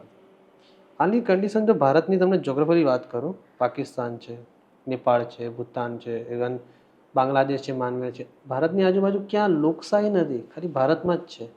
તો આપણે કઈ રીતે તમે જુઓ કે આવી રીતે આપણે ફોરેન પોલિસી કઈ રીતની હોવી જોઈએ? દેખો, બહુ સ્પષ્ટ રીતે સમગ્ર વિશ્વની અને ભારતના આજુબાજુના દેશોની વાત કરીએ તો ત્યારે ભારત માટે આજુબાજુના એક પણ દેશ, ભલે ત્યાં લોકશાહી નથી, કોઈ જગ્યાએ ક્યાંય ખતરો નથી, માત્ર ચાઇના સિવાય. ચાઇના આપણા દેશ પર અલગ અલગ પ્રકારના વોર કરી રહ્યું છે. હવેની વોરો કોઈ યુદ્ધથી કે શસ્ત્રોથી કે ફાઇટર પ્લેનથી કે તોપ ગોરા કે ગ્રેનેડથી નથી થવાની. હવેની જે વોરો થવાની છે, સાયબર વોર થવાની છે. ફાઇનાન્શિયલ હવેની વોર છે, ફાઇનાન્શિયલ વોર છે. હવેની વોર છે એ ઇન્ટરનલ વોરો થશે. એટલે ચાઇનાથી આપણને સૌથી મોટો વિષય અત્યારે છે. અને ચાઇના શું કરી રહી છે? ચાઇના સૌથી મોટા ભાગે સાયબર વોર આપણી પર કરી રહી છે. અત્યારે હમણાં જ થોડા સમય પહેલાં એક લિંક આવેલી કે PM સન્માન નિધિ જે છે એમાં કોઈ KYC કરવાનું બાકી હોય તો ક્લિક કરો, KYC ઓટો મોડમાં થઈ જશે. મારા વિસ્તારમાં લગભગ 150 લોકોના ખાતામાંથી 2 લાખ, 3 લાખ, 2.5 લાખ, 2 લાખ કેવી રીતે ગયા? એટલે મેં સાયબરમાં એ આપ્યું, મેં તો ભાઈ આ લિંકથી આવ્યું, તમે ચેક કરાવો ને. તો મળે જ નહીં એની લિંક જ, ખાલી ફંડ ટ્રાન્સફર થઈ ગયું, બસ ખતમ. તો આ વોર જે છે ને એ ધીરે ધીરે હવે આ તો એક જગ્યાએ આવું આખા દેશમાં લાખો લોકોના ખાતામાંથી પૈસા જતા રહ્યા છે અને લાખો લોકોના ખાતામાંથી જે પૈસા ગયા છે એ 1 વર્ષની ભેગી કરેલી મહેનત જઈ છે. એ જ. તો આર્થિક જે ફાઇનાન્શિયલ વોર આપણા દેશ માટે બહુ ખતરનાક છે. પાકિસ્તાનની ચર્ચા જ ના કરો, શ્રીલંકાની ચર્ચા ના કરો, મ્યાનમાર, બાંગ્લાદેશ, ભૂટાન, નો આપણા માટે કોઈ જ ઇમ્પોર્ટન્ટ નથી આ બધી. આપણે ચાઇના સામે કઈ રીતે સાયલેન્ટ વોરને આપણે રોકી શકીએ એ દિશામાં દેશનું સર્વોચ્ચ નેતૃત્વ કામ કરે જ છે. પણ મારી સમજ પ્રમાણે મેં કીધું કે ચાઇનાથી આપણને ખતરો છે ને આપણે એ દિશામાં કામ વર્ષો સુધી કરતું રહેવું પડશે. અને આ આજની વાત નથી, આઝાદીના 75 વર્ષમાં આપણને કાયમી ચાઇનાથી જ ખતરો છે. એક આપણા PM શ્રી વાત કરે છે વિશ્વગુરુની વાત, તો શું આ એક પોલિટિકલ બ્રાન્ડિંગ છે કે રિયલ આઈડિયા છે? ભારત એ સમગ્ર વિશ્વને મંચ પૂરું પાડતો એક દેશ છે, સમગ્ર વિશ્વને જ્ઞાન આપતો એક દેશ છે, સમગ્ર વિશ્વ માટે એક અતિથિ દેવો ભવનું સ્થાન ભારત છે. એટલે ભારત એ વિશ્વગુરુ છે જ. બનાવવાની વાત એ નરેન્દ્રભાઈ, હું, તમે બધા કરીએ વિશ્વગુરુ, પણ આપણે એક વિશ્વગુરુની ભૂમિકામાં તો છીએ જ. એટલા માટે જ અમેરિકા જ્યારે કંઈક કરે તો રશિયા સામેથી કહે છે કે અમે તમારા દોસ્ત છીએ. વિશ્વગુરુની ભૂમિકામાં ન હોત તો ન કહી શકે. બ્રાઝિલના પ્રાઇમ મિનિસ્ટર એવું કહે છે કે હું ટ્રમ્પને કોલ નહીં કરું, નરેન્દ્ર મોદીને કરીશ. એ આપણે વિશ્વગુરુની ભૂમિકામાં છીએ. આજે વિશ્વના લગભગ 28 થી 30 દેશો પ્રધાનમંત્રી શ્રી નરેન્દ્રભાઈને પોતાના દેશના સર્વોચ્ચ પદ આપી રહ્યા છે, સર્વોચ્ચ એવોર્ડ આપી રહ્યા છે. તો આપણે વિશ્વગુરુની ભૂમિકામાં છીએ.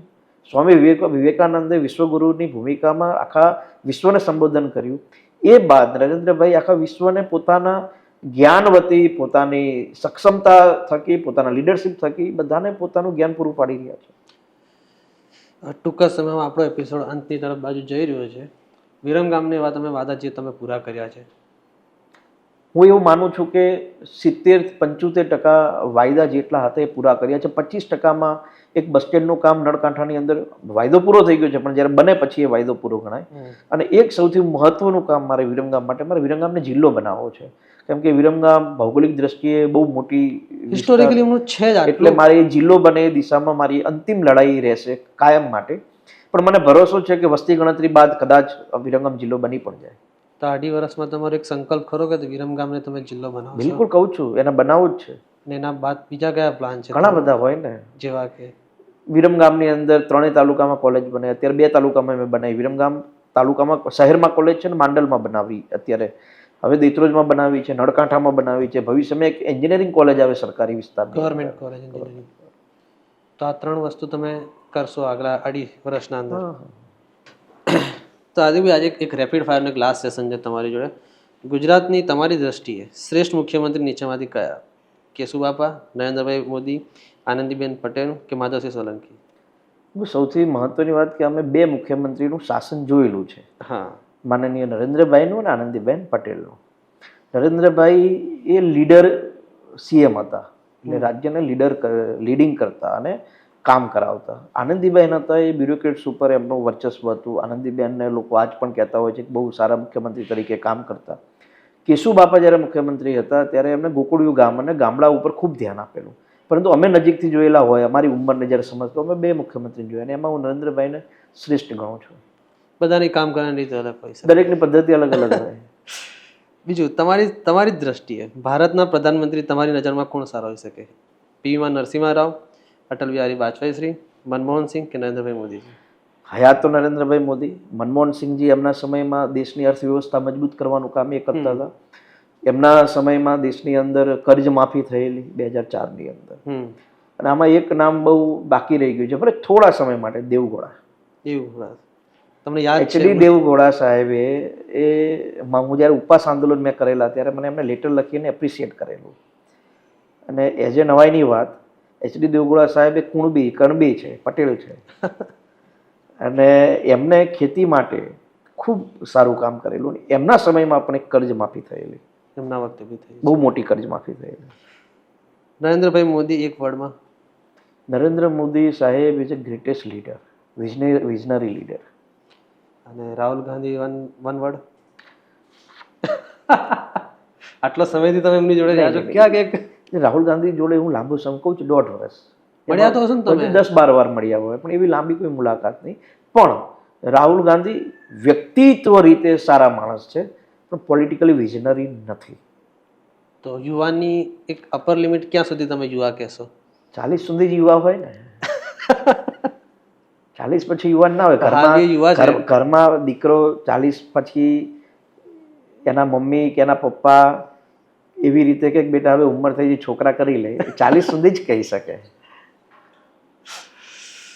તમારા ફેવરેટ કોઈ રાજકારણ મિત્ર જેની જોડે તમને ડિબેટ કરવાનું બહુ ગમતું હોય? મેં બધા લોકો જો ડિબેટ કરેલી છે. કોઈ તમારો ફેવરેટ વ્યક્તિ જે તમારો મિત્ર?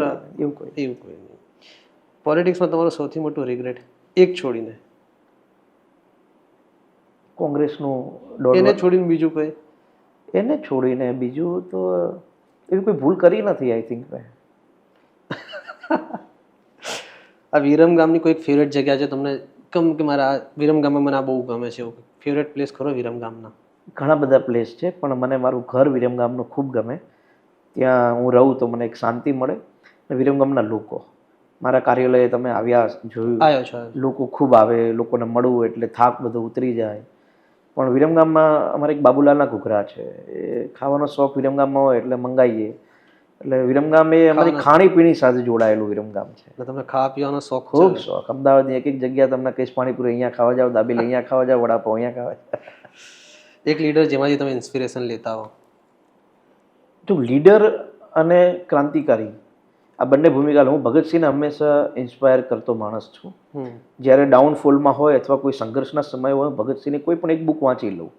અને સરદાર પટેલ સાહેબની લીડરશિપ હંમેશા મને પસંદ રહી છે.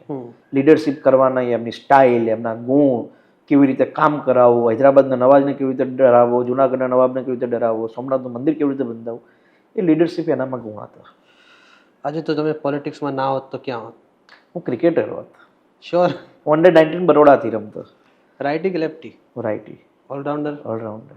બોલિંગ સ્લો કે ફાસ્ટ? ફાસ્ટ. હાર્દિક પંડ્યા તમે બની શકતા હતા? નહીં, પણ હું ક્રિકેટર સારો બની શકું. તો ક્યાંક ને ક્યાંક તમે મેં હતા ને કે પહેલા એ ગુજરાતમાં હતા, પછી મુંબઈમાં હતા, તમારી જોડે મેચિંગ તો થાય છે એ વસ્તુ.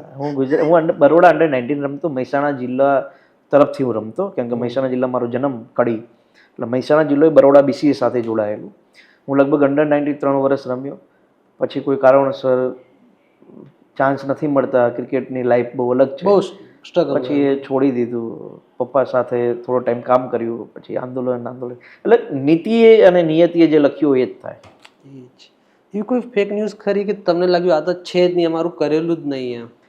એમ એક સમયે જ્યારે આંદોલન ચાલતું તો કેજરીવાલની ગાડી ચલાવતો મારો ફોટો બહુ ચલાવતા લોકો, જે ખરેખર સૌથી ગંદામાં ગંદુ ફેક ન્યૂઝ એ હોય.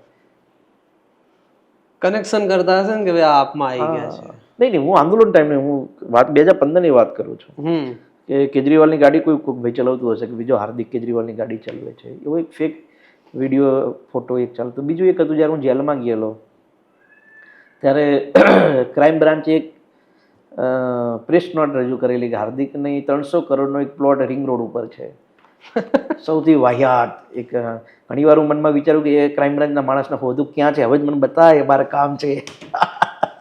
એવું થયું ખરું કે તમે જ્યારે આંદોલન કરતા હતા તો કોઈ PI PSI તમને કીધું કે ભાઈ તને નહીં, બન્યા બાદ તમે બદલો લેવાની ભાવના રાખી કરી? ક્યારે કે ગરમ પણ એક વાત તમારે બહુ, આ મારું અભિમાન છે આ બાબતે, કે પોલીસે મારી જોડે આજ દિન સુધી ક્યારેય પણ બદતમીજી કરવાની હિંમત નથી કરી. આજ પણ ન કરી શકે.